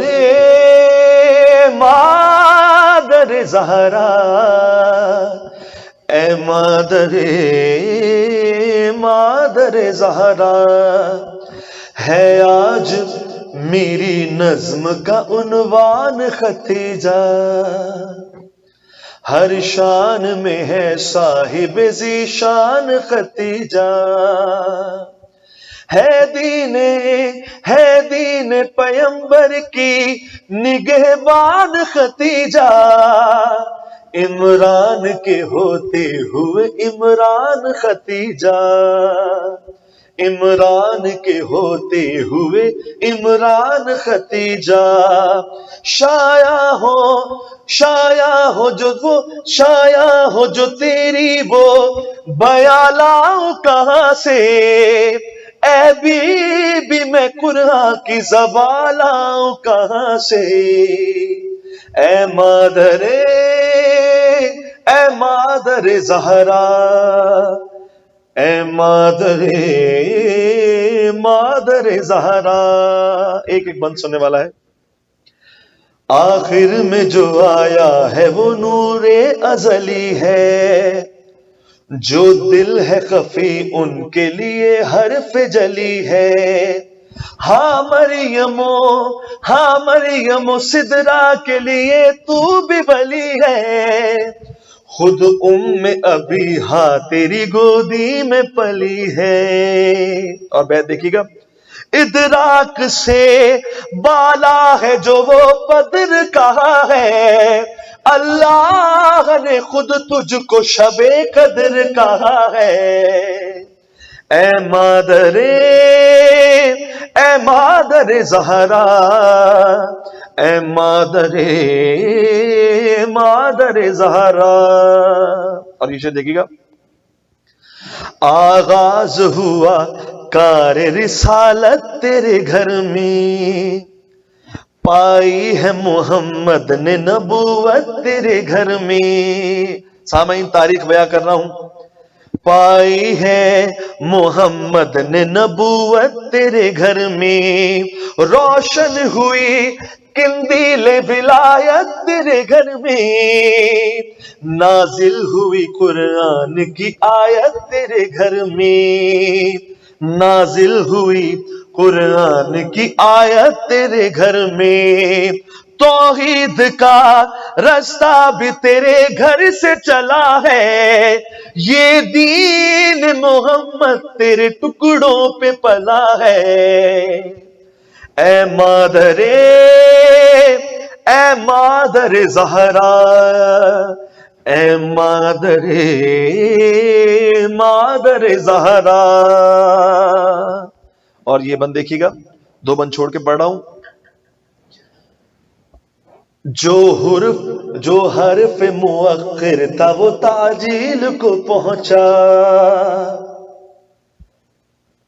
جو حرف مؤخر تھا وہ تعجیل کو پہنچا، ارسال جو رب نے کیا ترسیل کو پہنچا، جو حکم الہی تھا وہ تعمیل کو پہنچا، اور قرآن تیرے صدقے میں تکمیل کو پہنچا، قرآن تیرے صدقے میں تکمیل کو پہنچا. کیسے پہنچا؟ بیت پیش کر رہا ہوں. ہر آیت کبریٰ تیرے پیکر سے چھنی ہے، یہ سورہ کوثر تیرے صدقے میں بنی ہے. نعرہ حیدری یا علی. اے مادر زہرا، اے مادر زہرا. اور بیوی کے گھر کے کون کون دربان رہے پیش کر رہا ہوں. دربان رہے میس مقمبر تیرے در کے، دربان رہے میس مقمبر تیرے در کے، دیکھے ہیں گدا قطب و قلندر تیرے در کے، ہے آسماں والے بھی گداگر تیرے در کے، الماس نظر آتے ہیں کنکر تیرے در کے. کیا بات ہے! الماس نظر آتے ہیں کنکر تیرے در کے. اے بی بی اگر تیرا، اے بی بی اگر تیرا سخی در نہیں ہوتا، اسلام کا دنیا میں کہیں گھر نہیں ہوتا. اے مادر زہرا، اے مادر زہرا. اور مکتی کی زحمت. کیا سمجھے تیری شان کوئی فکر بریدہ، کیا سمجھے تیری شان کوئی فکر بریدہ، اللہ پڑھے نور علی جس کا قصیدہ، قرآن نظر آئے جہاں عظمت کا جریدہ، آصف ہو بیاں کس طرح اوصاف حمیدہ، آصف ہو بیاں کس طرح اوصاف حمیدہ. ہر دور میں امکان پہ غالب نظر آئی، ہر دور میں امکان پہ غالب نظر آئی، خاتون تھی پھر بھی ابو طالب نظر آئی. اے مادر زہرا، اے مادر زہرا. اللہم صلی علی محمد وعلی محمد. سلامت رہے. آپ لوگوں کے سننے کے کیا کہنے ہیں. معزز سامعین، ایک اور بہت ہی خوبصورت کلام جو کہ گوہر جاجوی صاحب کا لکھا ہوا آپ لوگوں کی حسین سماعتوں کی نظر کر رہا ہوں، اور ایک ایک بند پہ آپ لوگوں کی خاص توجہ کا طالب ہوں. اس میں کچھ ایسے چہرے بھی ہیں جن کو بے نقاب کیا گیا ہے اس منقبت کے توسط سے. پیش کرتا ہوں کہ اللہ تعالیٰ کیا فرماتے ہیں مولا حسین کے حوالے سے.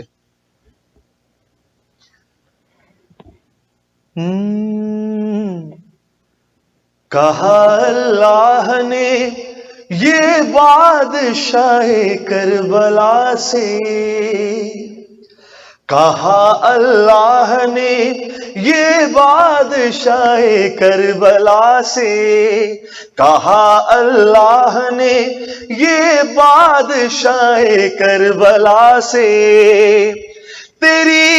تیری مرضی ہے تو جو کام لے میری رضا سے، کہا اللہ نے یہ بادشاہ کربلا سے.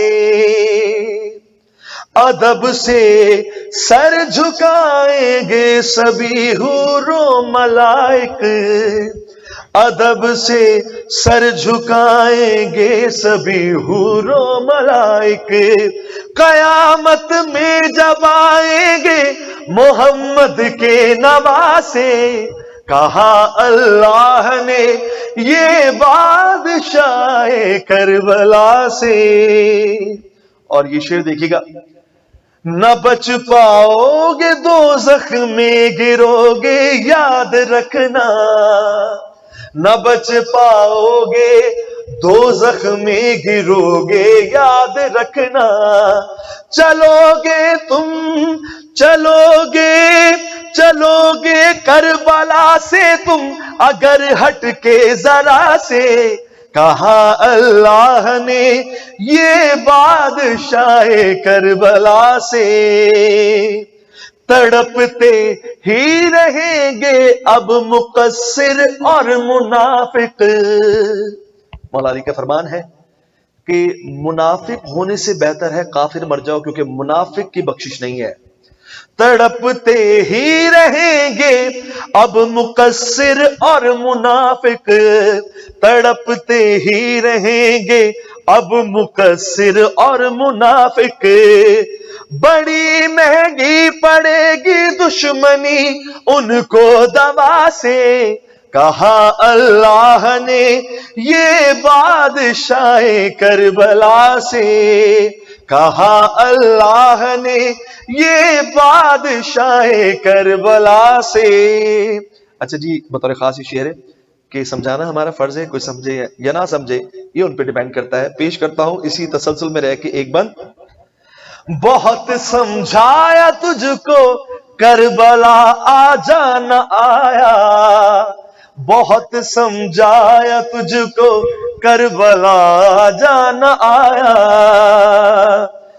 تجھے دوزخ میں جانا ہے تو جا میری بلا سے، کہا اللہ نے یہ بادشاہ کربلا سے. اور مقطع کی زحمت گور بھائی کا لکھا ہی کلام ہے.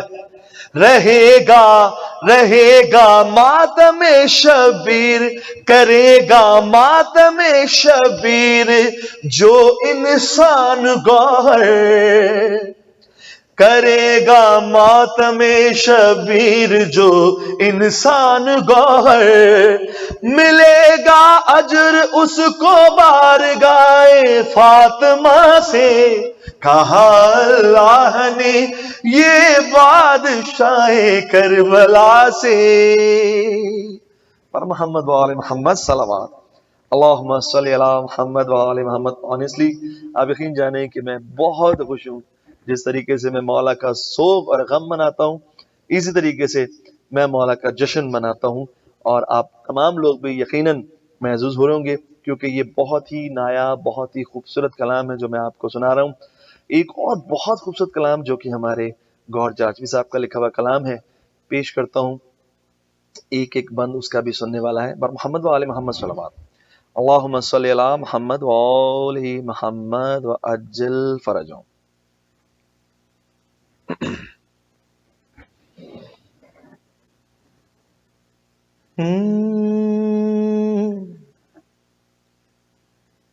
میں لفظوں سے مدحت کی تحریر بناتا ہوں، میں لفظوں سے مدحت کی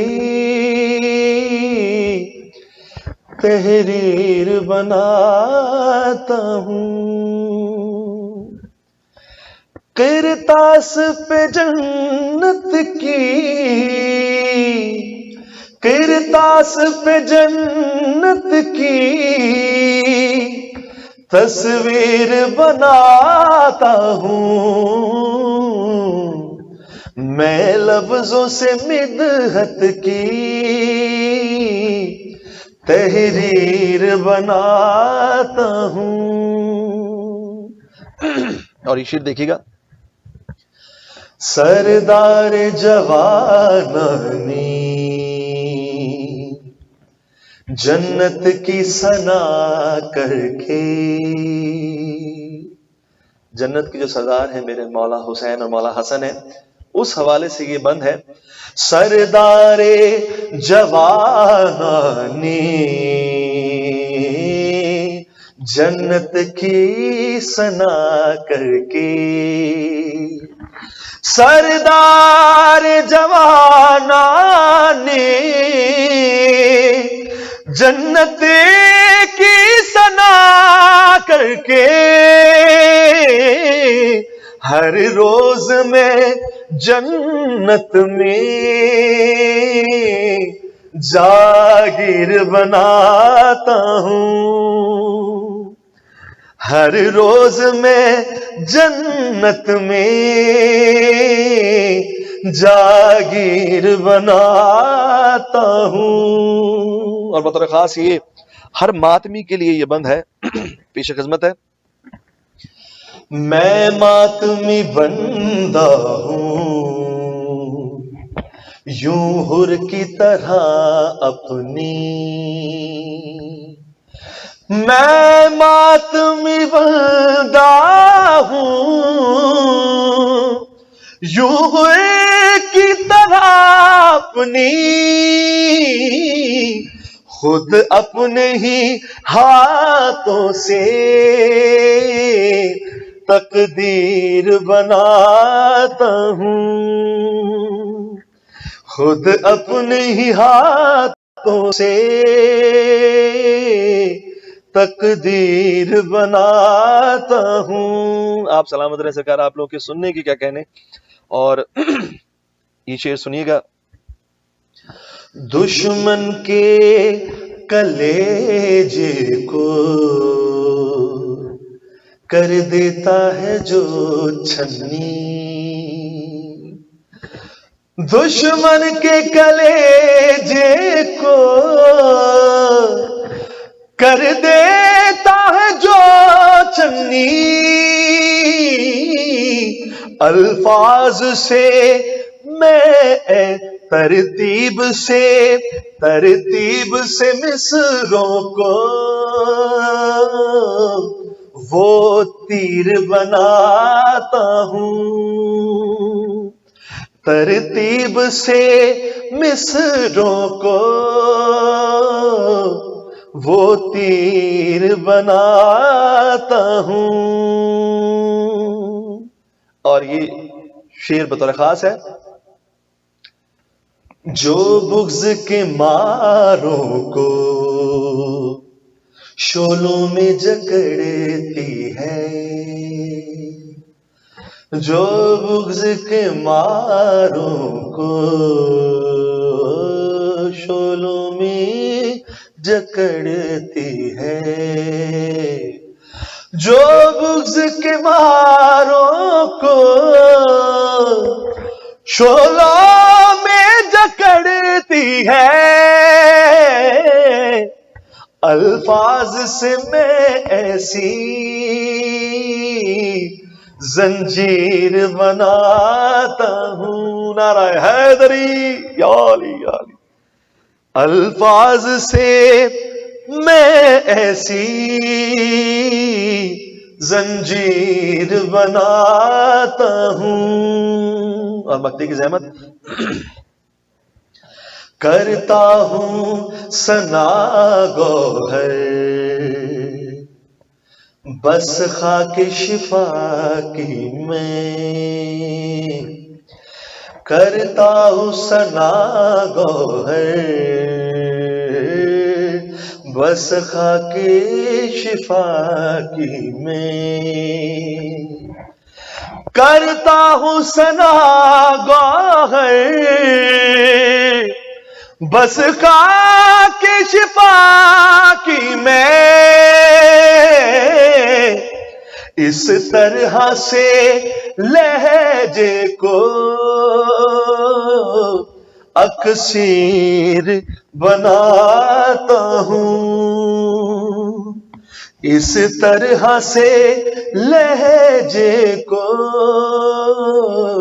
اکسیر بناتا ہوں، میں لفظوں سے مدحت کی تحریر بناتا ہوں۔ اللہم صلی علی محمد و آل محمد و اجل فرجہم۔ معزز سامعین، آپ سلامت رہیں، شاد و آباد رہیں۔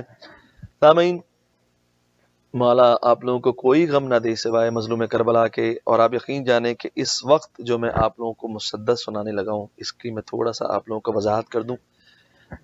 یہ وہ مسدس ہے جس سے مولا نے مجھے بہت عزت دی، بہت مجھے نام دیا، مقام دیا۔ جب میں 2013 میں پاکستان میں تھا، امریکہ آنے سے پہلے، تو میں نے یہ ریکارڈ کی تھی، اور مولا نے اس مسدس کو بہت عزت، بہت اس کو مقبول کیا۔ اور انڈیا کے ایک بہت ہی خوبصورت شاعر ہیں کاظم جرملی صاحب، ان کا یہ لکھا ہوا کلام ہے، اور میرے حصے میں یہ کلام آیا، اور یہ کلام جو ہے وہ ہمیں نور بھائی کے توسط سے ملا تھا۔ اور آپ یقین جانیں کہ میرے بعد بہت مشہور و معروف نوحہ خان منقبت خان سے پڑھتے ہیں، جن میں عرفان بھائی ہیں اور فرحان ہیں، اور بہت سارے دوست احباب ہیں جو اس کو پڑھتے ہیں۔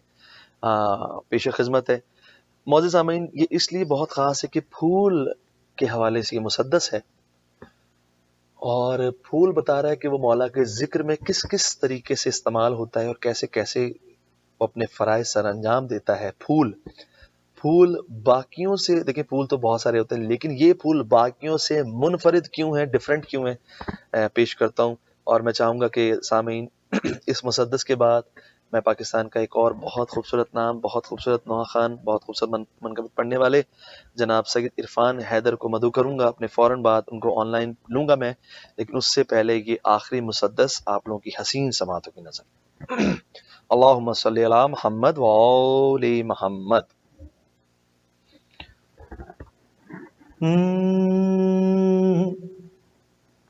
سنو ایک پھول صدا دیتا ہے،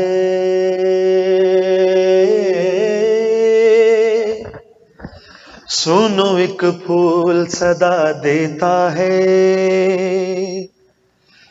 کہ میں ہوں ایک پھول عزا خانے کا،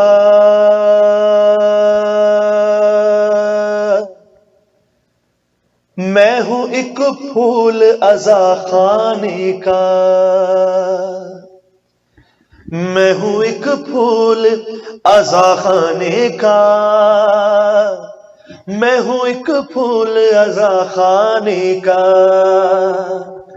کیسے کرتا ہے چمن اشک فشانی، سنیے ایک معصوم کی چھوٹی سی کہانی سنیے، اور جس کی روداد ہے خود اس کی زبانی سنیے، اور بے زباں پھول کی اعجاز بیانی سنیے، بے زباں پھول کی اعجاز بیانی سنیے، کربلا والوں کا، کربلا والوں کا ہر نقش قدم تازہ ہے،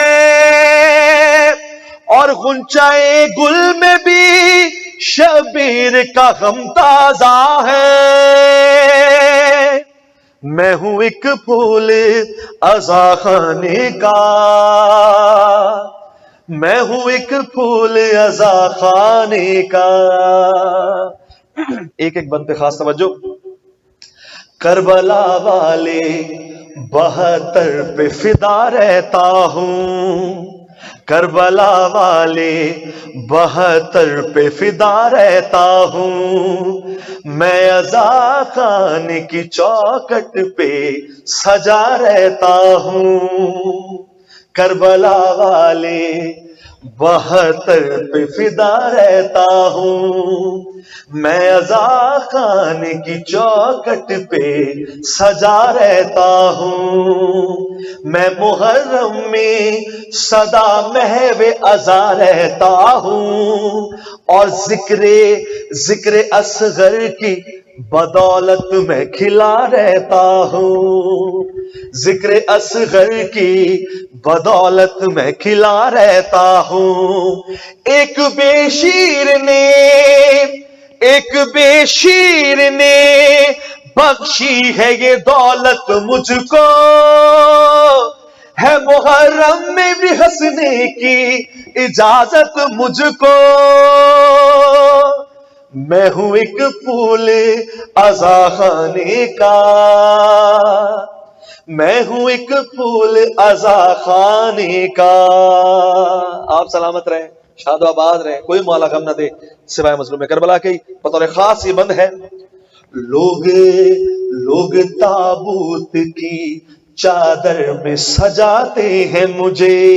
کیا مقام پیش کر رہا ہے پھول، اپنا مقام کیا پیش کر رہا ہے کہ لوگ تابوت کی چادر میں سجاتے ہیں مجھے، اور تعزیے خانوں میں بھی شان سے لاتے ہیں مجھے، اور اپنے بچوں کو تبرک میں کھلاتے ہیں مجھے، اپنے بچوں کو تبرک میں کھلاتے ہیں مجھے، اور میں جو گر جاؤں تو پلکوں سے لگاتے ہیں مجھے، میں جو گر جاؤں تو پلکوں سے لگاتے ہیں مجھے۔ خوش نصیبی ہے میری شاہ کے غم پر جانا، میری معراج ہے غازی کے علم پر جانا، میں ہوں ایک پھول عزا خانے کا، میں ہوں ایک پھول عزا خانے کا۔ اور یہ بند آپ لوگوں کی سماعتوں کی نظر، میں ہوں سورج کا دلارا، میں ہواؤں کا حبیب، میں ہوں سورج کا دلارا، میں ہواؤں کا حبیب، اور کام ہے میرا اور کام ہے میرا نرالا تو میرا کام عجیب، کام ہے میرا نرالا تو میرا کام عجیب، اور مجھ کو پرچم میں جگہ ملتی ہے پنجے کے قریب، یا علی یا علی یا علی یا علی، مجھ کو پرچم میں جگہ ملتی ہے پنجے کے قریب، اور آسمانوں سے بھی اونچا ہے بہت میرا نصیب، آسمانوں سے بھی اونچا ہے بہت میرا نصیب، اور نام عباس کی تسبیح کیا کرتا ہوں، نام عباس کی تسبیح پڑھا کرتا ہوں، اور گفتگو مشق سکینہ سے کیا کرتا ہوں۔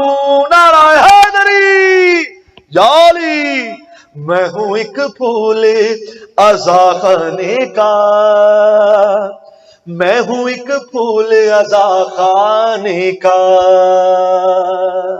سامعین، آپ لوگوں نے ایک ایک بند کو بہت توجہ سے سماعت فرمایا، سارے بند کمال تھے، سارے بند جتنے بھی میں نے اس مسدس کے آپ لوگوں کو بند سنائے وہ ایک سے بڑھ کے ایک تھا، لیکن آپ یقین جانیں یہ میں آپ کو جو آخری بند سنا رہا ہوں وہ ایسا بند ہے کہ اگر آپ لوگوں کے ذہنوں میں وہ نقش ہو جائے تو آپ یقین جانیں کہ مجھے آپ اس خاکسار کو اپنی دعاؤں میں خاص طور پہ یاد رکھیے گا۔ اس بند کی میں تھوڑی سی تشریح کروں گا کہ جیسے آپ دیکھتے ہیں کہ سال کے بعد ہم جب محرم جاتے ہیں تو ہم تعزیے ہم جو بناتے ہیں وہ بڑھا دیتے ہیں۔ جب ہم بڑھاتے ہیں تو آپ نے دیکھا ہوگا کہ سوکھے ہوئے پھول کے ٹکڑے رہ جاتے ہیں، سوکھے ہوئے پھول کے ٹکڑے آپ لوگوں نے اکثر دیکھے ہوں گے۔ وہ سوکھے ہوئے پھول کے ٹکڑے آپ لوگوں کے ذہنوں میں ہوں، اور یہ بند پیش کر رہا ہوں۔ اس کے بعد میں آپ لوگوں سے اجازت چاہوں گا اور میں گزارش کروں گا ہمارے پاکستان کے بہت خوبصورت پڑھنے والے جناب سید عرفان حیدر کو، تو یہ بند آپ لوگوں کی سماعتوں کی نظر پیش کر رہا ہوں۔ بے زباں کی بھی عبادت کے سلیقے دیکھو،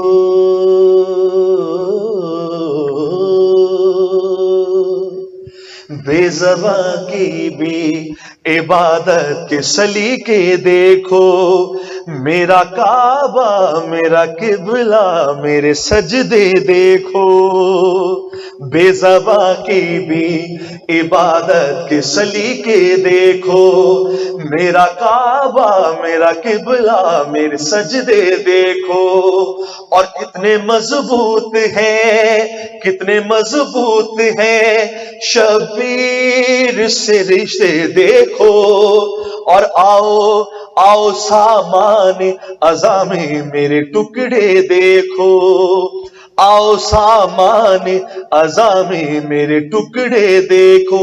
بیت پہ خاص توجہ کہ لطف کھلنے کا لطف کھلنے کا لطف کھلنے کا ملا ہے مجھے مرجھانے میں، لطف کھلنے کا لطف کھلنے کا ملا ہے مجھے مرجھانے میں، اور آخری سانس بھی گزری ہے عزاخانے میں، میں ہوں ایک پھول عزاخانے کا، میں ہوں ایک پھول عزاخانے کا۔ اللہم صلی علی محمد وآل محمد وعجل فرجہم۔ معزز سامعین، بہت بہت شکریہ، جزاک اللہ، بہت شکریہ۔ مولا آپ لوگوں کی توفیقات میں اضافہ کرے۔ بہت بہت شکر گزار ہوں سٹی آف نالج کا، مولا ان کی توفیقات میں اضافہ کرے جنہوں نے مجھے حکم دیا تھا کہ آپ نے اس مولا کے جشن میں شامل ہونا ہے۔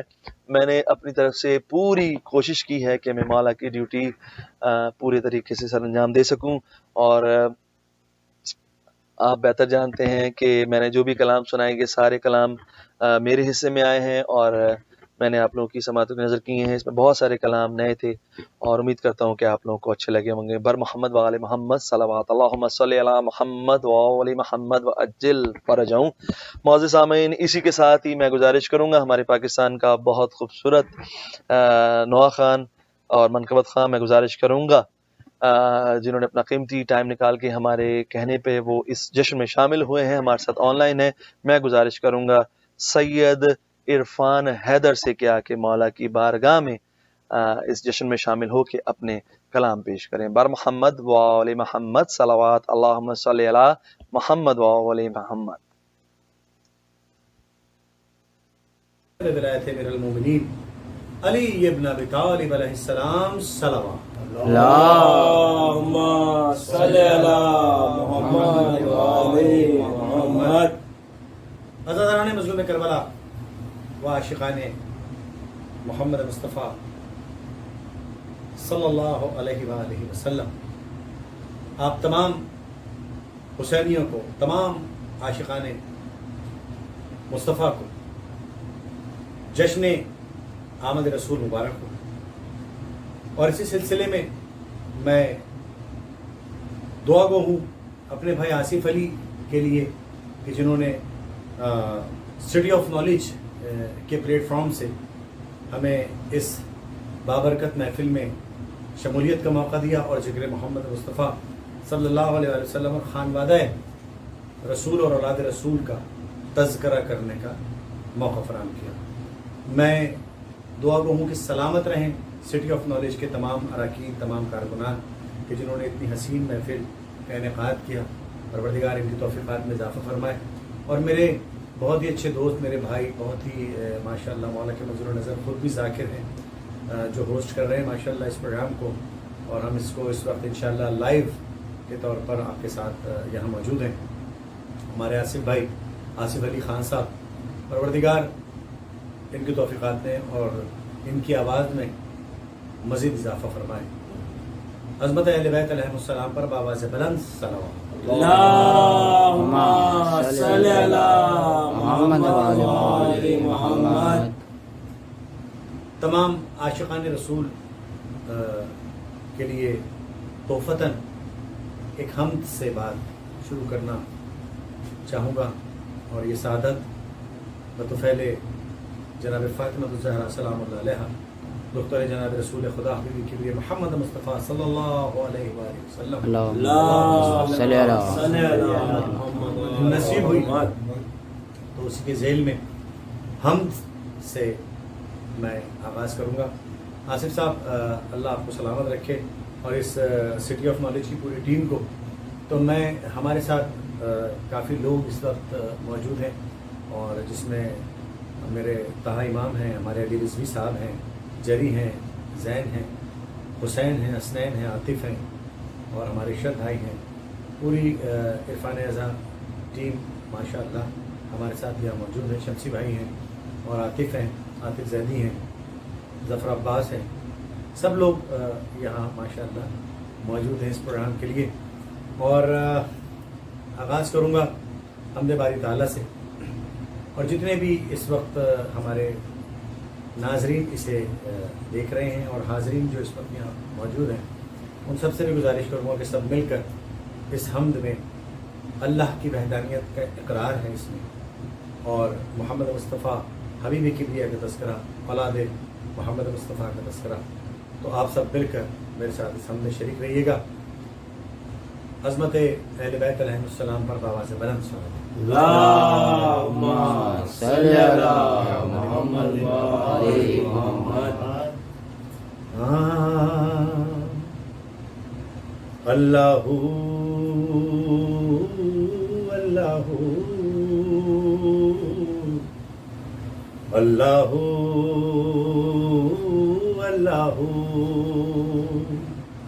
اللہ اللہ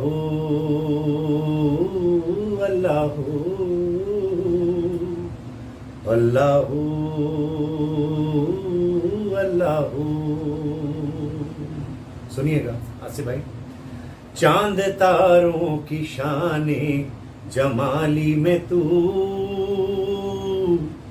سبز پتوں میں پھولوں کی لالی میں تو، خوشے خوشے میں تو، بالی بالی میں تو، ٹہنی ٹہنی میں تو، ڈالی ڈالی میں تو، بوٹے بوٹے میں گل، بوٹے بوٹے میں گل، گل میں بو بو میں تو. اللہ اللہ اللہ اللہ اللہ اللہ.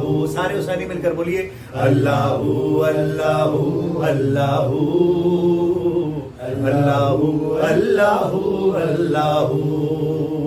یوں تو ہر ایک نبی تجھ سے منسوب ہے، یوں تو ہر ایک نبی تجھ سے منسوب ہے، تیرا بھیجا ہوا ہے بہت خوب ہے. ہم اگر ان میں ایک تیرا محبوب ہے، اس کی ہر ایک ادا تجھ کو مرغوب ہے. تیرا محبوب وہ، اس کا محبوب تو.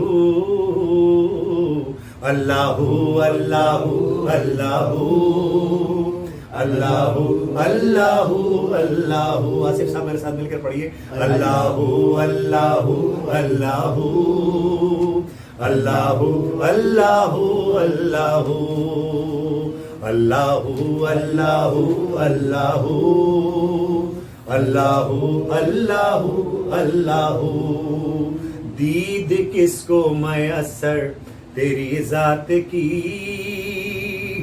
دید کس کو میسر تیری ذات کی لاکھ موسیٰ نے تجھ سے مناجات کی، پھر بھی تو نے نہ ان سے ملاقات کی، چھپ کے پردے میں کی جب کبھی بات کی، اور محمد سے کی، اور محمد سے کی دو بدو گفتگو، اللہ اللہ اللہ اللہ اللہ اللہ اللہ اللہ۔ تمام عاشقان رسول مل کر بولیے اللہ اللہ اللہ اللہ اللہ اللہ اللہ اللہ اللہ۔ گفتگو کب خدائی کے لہجے میں کی،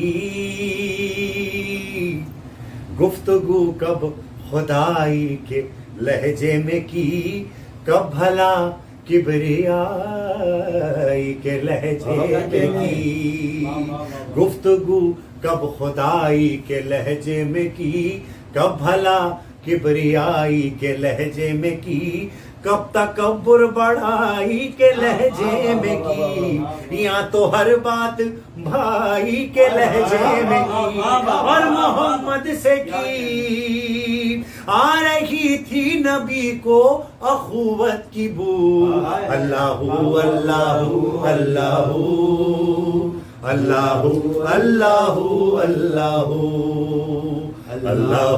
اللہ اللہ اللہ اللہ اللہ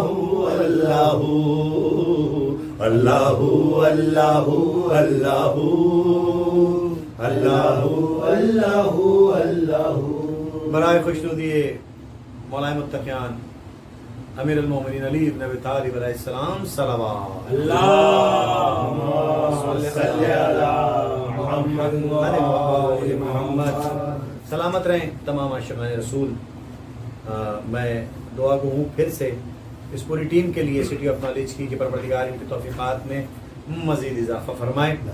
پیش کر رہا ہوں حمد کے بعد دعات کا سلسلہ، تو عظمت بابائے جناب فاطمہ الزہرا سلام اللہ علیہ پر بآواز بلند نعرہ صلوات اللہم صلی علی محمد وآل محمد۔ آمد رسول اور جشن صادقین کی یہ ساعتیں تمام حسینیوں کو، تمام مولا امام علی بن ابی طالب کے ملنگوں کو مبارکباد کے ساتھ ساتھ دل کی گہرائیوں سے ان کی سلامتی کے لیے دعا گو ہوں کہ پروردگار ان ساعتوں کو صدقے تمام عالم اسلام کو اور بالخصوص ہمارے پاکستان کو دشمنوں، منکروں، قاتلوں، حاسدوں کے شر سے، ان کے نظر سے بالخصوص نظر بد سے محفوظ فرمائے، اور یہ کووڈ-19 جیسی وبا جو ساری دنیا میں اپنے پنجے جمائی ہوئی ہے، پروردگار عالمین سے گزارش ہے کہ پروردگار ہم سب کو، تمام عالم اسلام کو، ہر انسان کو، تمام انسانیت کو اس عالمی وبا سے پروردگار نجات فراہم فرمائے، اور سب کی صحت و سلامتی کے لیے اور اس قسم کی تمام وبائی امراض سے حفاظت کے لیے ایک بار مل کر بآواز بلند نعرہ صلوات اللہم صلی علی محمد وآل محمد۔ رحمت للعالمین کا تذکرہ کر رہا ہوں اس دعا کے ساتھ کہ پروردگار نے کہا کہ محمد ہم نے تمہیں کائنات کے لیے رحمت بنا کے بھیجا، عالمین کے لیے رحمت بنا کے بھیجا، تو اس دعا کے ساتھ کہ پروردگار تمام عالم اسلام کو اپنی حفظ و امان میں رکھے، تو نعت کے چند اشعار آپ کی سماعتوں کے حوالے۔ سر محفل کرم اتنا میرے سرکار ہو جائے، نگاہیں منتظر رہ جائیں اور دیدار ہو جائے۔ اور شیخ لازم میرے آصف بھائی، اگر آنا تیرا اس بزم میں ایک بار ہو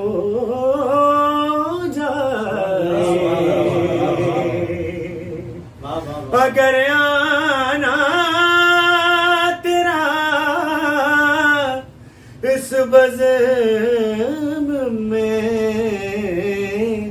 ایک بار ہو جائے تمہاری ایک نظر ٹھہرے ہمیں دیدار ہو جائے. اور شعر ملاحظہ ہو تمام عاشقان رسول کی ذوق سماعت کے حوالے کر رہا ہوں. تجسس بھی تیرے ہر شے پہ یوں نظریں جماتا ہوں نہ جانے کون سی شہ میں تیرا دیدار ہو جائے نہ جانے کون سی شہ میں تیرا دیدار ہو جائے. اور خدا کی قسم یہ میرے عقیدے کا شعر ہے اور کم سے کم یہ عشق بنتا ہے رسول اور اولاد رسول سے. فنا اتنا تو جاؤں میں تیری ذات عالی میں جو مجھ کو دیکھ لے اس کو تیرا دیدار. اور شعر ملاحظہ ہو سنبھل کر پا رکھنا اے حاجیو شہر مدینہ میں سنبھل کر پا رکھنا اے حاجیو شہر مدینہ میں کہیں ایسا نہ ہو سارا سفر بیکار ہو جائے. اور محمد مصطفیٰ حبیبی کی بدیا کا تذکرہ ہو اولاد محمد مصطفیٰ کا یا غلامان محمد مصطفیٰ کا تذکرہ نہ ہو تو بات کمپلیٹ نہیں ہوتی. ایک عقیدے کا شعر پیش کر رہا ہوں دیکھنا کہ میری ماں نے مجھے نادے علی پڑھ کر دعا دی ہے میرا بچہ غلام احمد مختار ہو جائے. عظمت ہے. جزاک اللہ جزاک اللہ. میری ماں نے مجھے نادے علی پڑھ کر دعا دی ہے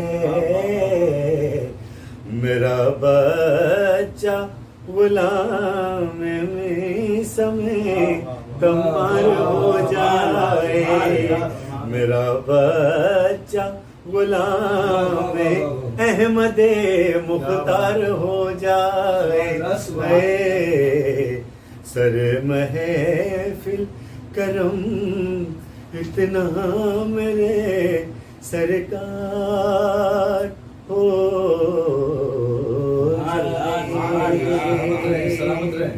صلوات اللہم صلی علی محمد و آل محمد. عظمت بی بی فاطمہ الزہرا سلام اللہ علیہا پر باواز بلند نعرہ صلوات. اللہم صلی علی محمد و آل محمد. پھر سے دعا گو ہوں اپنے بھائی آصف کے لیے کہ انہوں نے اس وبائی دور میں بھی دیکھیں ذکر محمد و آل محمد یہ عاشقان رسول تڑپ رہے ہیں اس طرح سے جشن منانے کے لیے ساری دنیا میں کہ جو جشن منانے کا حق ہے لیکن یہ جو کچھ چل رہا ہے ساری دنیا میں پینڈیمک میں دعا گو ہوں پھر سے کہ مولا اپنے جو ہے حبیب کے صدقے اس وبا سے تمام کو نجات فراہم فرمائے.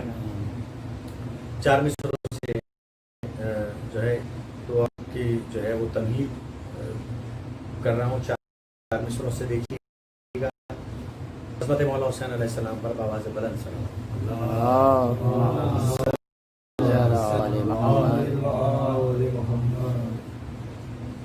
غموں سے نہ گھبراؤ،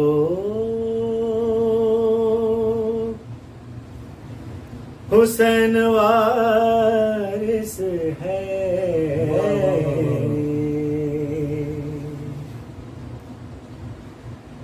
غموں سے نہ گھبراؤ، یہ ورد ہے. حسین وارث ہے.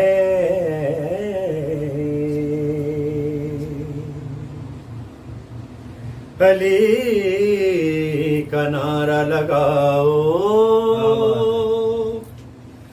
حسین وارث ہے. غموں سے نہ گھبراؤ، حسین وارث ہے.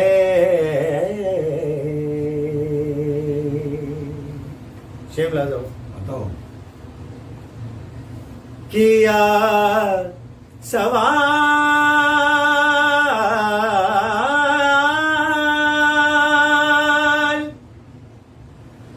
جو اللہ سے میں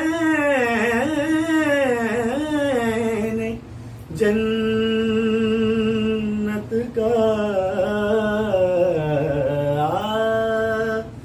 کیا سوال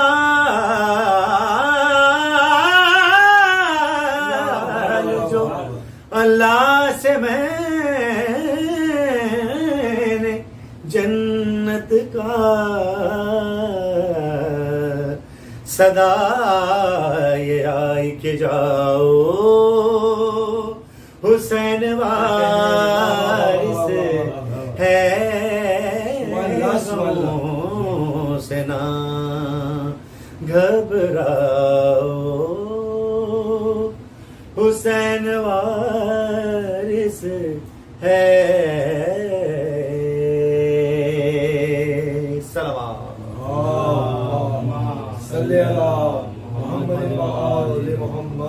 سلامت رہیں میرے مولا کے یہ تمام ارادار. اور یقیناً جہاں عاشقان رسول اپنے رحمت للعالمین حبیب، اپنے پیارے ایسے نرالے رسول کے جس کے لیے پروردگار نے کائنات خلق کی اور کہا کہ اے محمد یہ کائنات خلق نہ کرتا اگر تمہیں خلق نہ کرتا. تو جہاں اس کائنات کے سب سے بلند و بالا رسول کا تذکرہ ہو رہا ہے، وہاں میں چاہتا ہوں کہ اس مالکہ دو جہاں، وہ بیٹی باپ کے لیے رحمت ہوتی ہے، اس رحمت کا تذکرہ کرنے کی سعادت نصیب ہو رہی ہے کہ جو اس کے لیے رحمت ہے کہ جو خود رحمت للعالمین ہے، اس کے ایمان کی آدھی حصے دار ہے، آدھی ایمان کی حصے دار ہے، جو کل ایمان ہے. ان اس مالکہ کے قدموں میں ان شہزادوں کی جنت خود جوانان جنت کے سردار ہیں.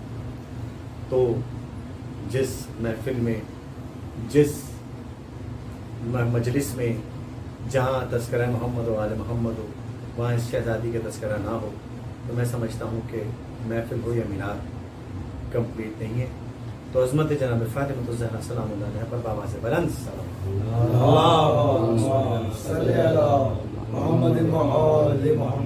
اور اپنے بابا کے تذکرہ سننے کے لیے یقیناً مالکہ کونین ضرور تشریف لاتی ہیں. تو دیکھیے کیا رونق ہے اس محفل میں.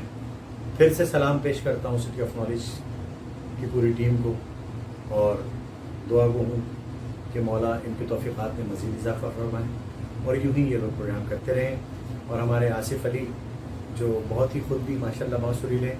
ایکچولی یہاں اس وقت صبح کا سلسلہ ہے اور آپ لوگوں سے میں دعا کا طلبگار ہوں کہ میرے لیے جو ہے دعا کیجیے گا کہ مولا اسی طرح سے اس دامن سے ہمیشہ متمسک رکھے جو میں نے شروع میں دعا کی تھی، اور اس پر میں پروردگار کا بے پناہ شکر گزار ہوں کہ اس نے ہمیں ایسے گھرانے سے متمسک رکھا ہے کہ جس گھرانے کو اس نے کائنات میں اپنا تعارف کرانے کے لیے بھیجا. تو عظمت اہل بیت علیہ السلام پر بآواز بلند صلوات.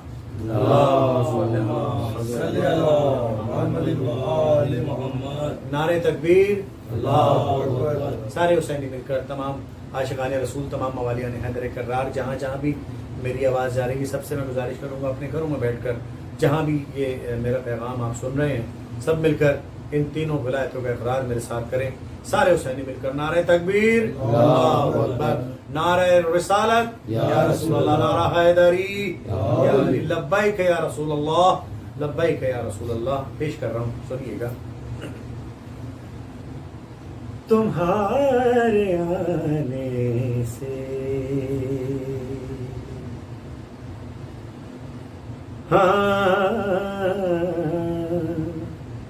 تمہارے آنے سے جناب فاطمہ زہرا، تمہارے آنے سے امیر خانہ ہوا گھر، غریب خانے سے جناب فاطمہ زہرا، تمہارے آنے سے. شیر لازم دیکھیے گا. در بطول پہ اسلام دے رہا ہے صدا، حسین چاہیے بی بی تیرے خزانے سے، جناب فاطمہ زہرا، تمہارے آنے سے. شیر لازو. اور سمٹ کے ہوئی کی جبی سے لپٹ گیا کعبہ، فقط بطول کا رومال باندھے جانے سے، جناب فاطمہ زہرا، تمہارے آنے سے. اور شیب لا دو. ارے خدا گواہ کے نام حسین پر ہر سال رہے سلامت، عشق حسینی رنگ وفا دکھلاتا ہے، ورنہ کون کسی کی خاطر اپنا خون بہاتا ہے. اور خدا گواہ کے نام حسین پر ہر سال عقیدہ رہتا ہے تندرست خون بہانے سے، جناب فاطمہ زہرا، تمہارے آنے سے. اور پلاتے جاؤ تکلم ولا کے جام صدا، نہ اترے مشق سخنت تمہارے شانے سے. یہ ہمارے بہت اچھے دوست، ہمارے بہت اچھے شاعر جناب میر تکلم صاحب کا کلام تھا، جو کہ آپ کی ذوق سماعت کے حوالے میں نے کیا. اور آخر میں چاہوں گا، دیکھیں مادر حسنین کا تذکرہ ہو گیا، یعنی دختر جناب رسول خدا حبیب کبریا، تو میں چاہتا ہوں کہ دماد جناب رسول خدا کا تذکرہ بھی ہو. تو آئیے سارے حسینی مل کر، سارے موالیان حیدر کرار، تمام عاشقان رسول مل کر اس کلام میں شریک ہوں. اور میں دعا گو ہوں پھر سے ان تمام حسینیوں کا کہ جو سٹی آف نالج کی طرف سے یہ پروگرام جنہوں نے مینیج کیا اور ہمیں جو ہے سعادت بخشی، میرے بھائی آصف علی، مولا ان کی توفیقات میں مزید اضافہ فرمائے. تو آئیے مل کر میرے ساتھ اس کلام میں شریک ہوں. ہاں علی علی مولا، علی علی مولا، علی علی مولا، علی علی مولا، علی علی مولا، علی علی مولا، علی علی مولا، علی علی مولا. او پڑھدا قصیدہ حق دے ولیدہ، پڑھدا قصیدہ حق دے ولیدہ، او پڑھدا قصیدہ حق دے ولیدہ، او پڑھدا قصیدہ حق دے ولیدہ، او پڑھدا قصیدہ. تمام عاشقان رسول سے گزارش ہے، سب مل کر بولیے ہاں پڑھدا قصیدہ حق دے. سب نے مل کر نعرہ لگانا ہے اور رل کے سناؤ،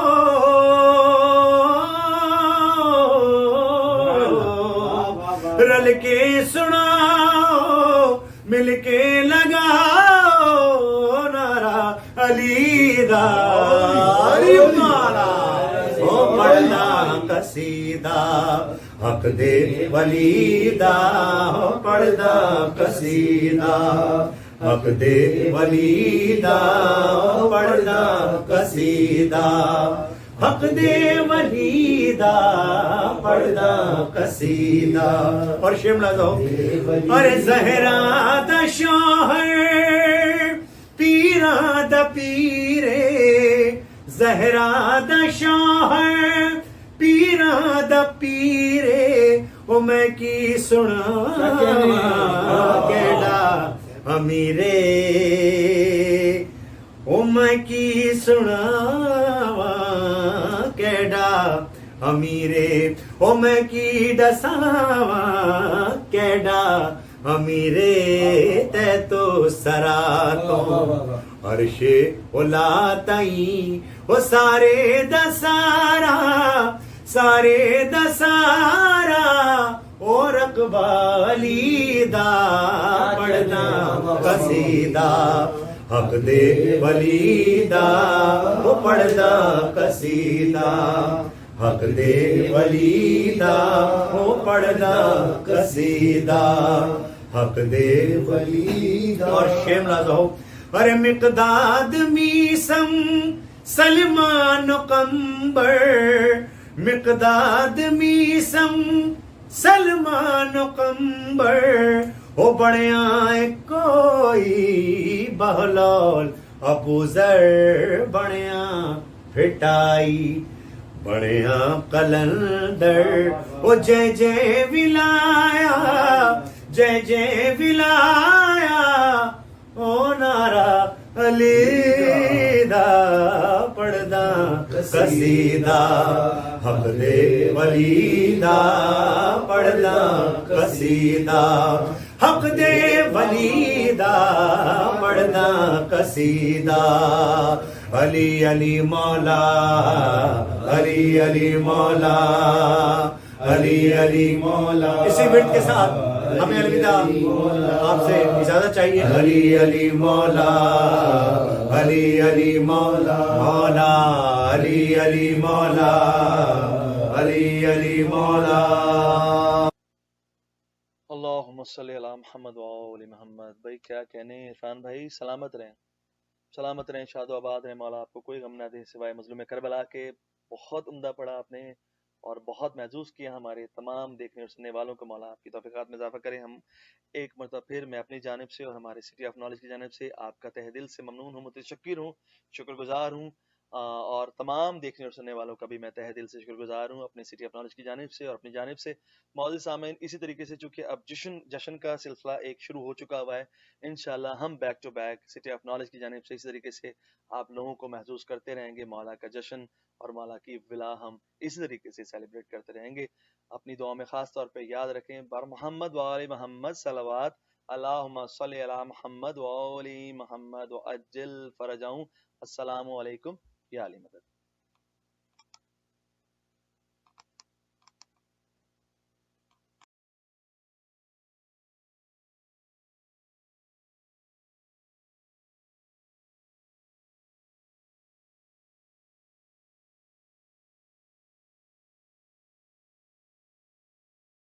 السلام عليك يا رسول الله، السلام عليك يا أمير المؤمنين، السلام عليك يا فاطمة الزهراء يا سيدة النساء العالمين، السلام عليك يا أبا محمد يا حسن بن علي المجتبى، السلام عليك يا أبا عبد الله، وعلى الأرواح التي حلت بفنائك، عليك مني سلام الله أبدا ما بقيت وبقي الليل والنهار، ولا جعله الله آخر العهد مني لزيارتكم.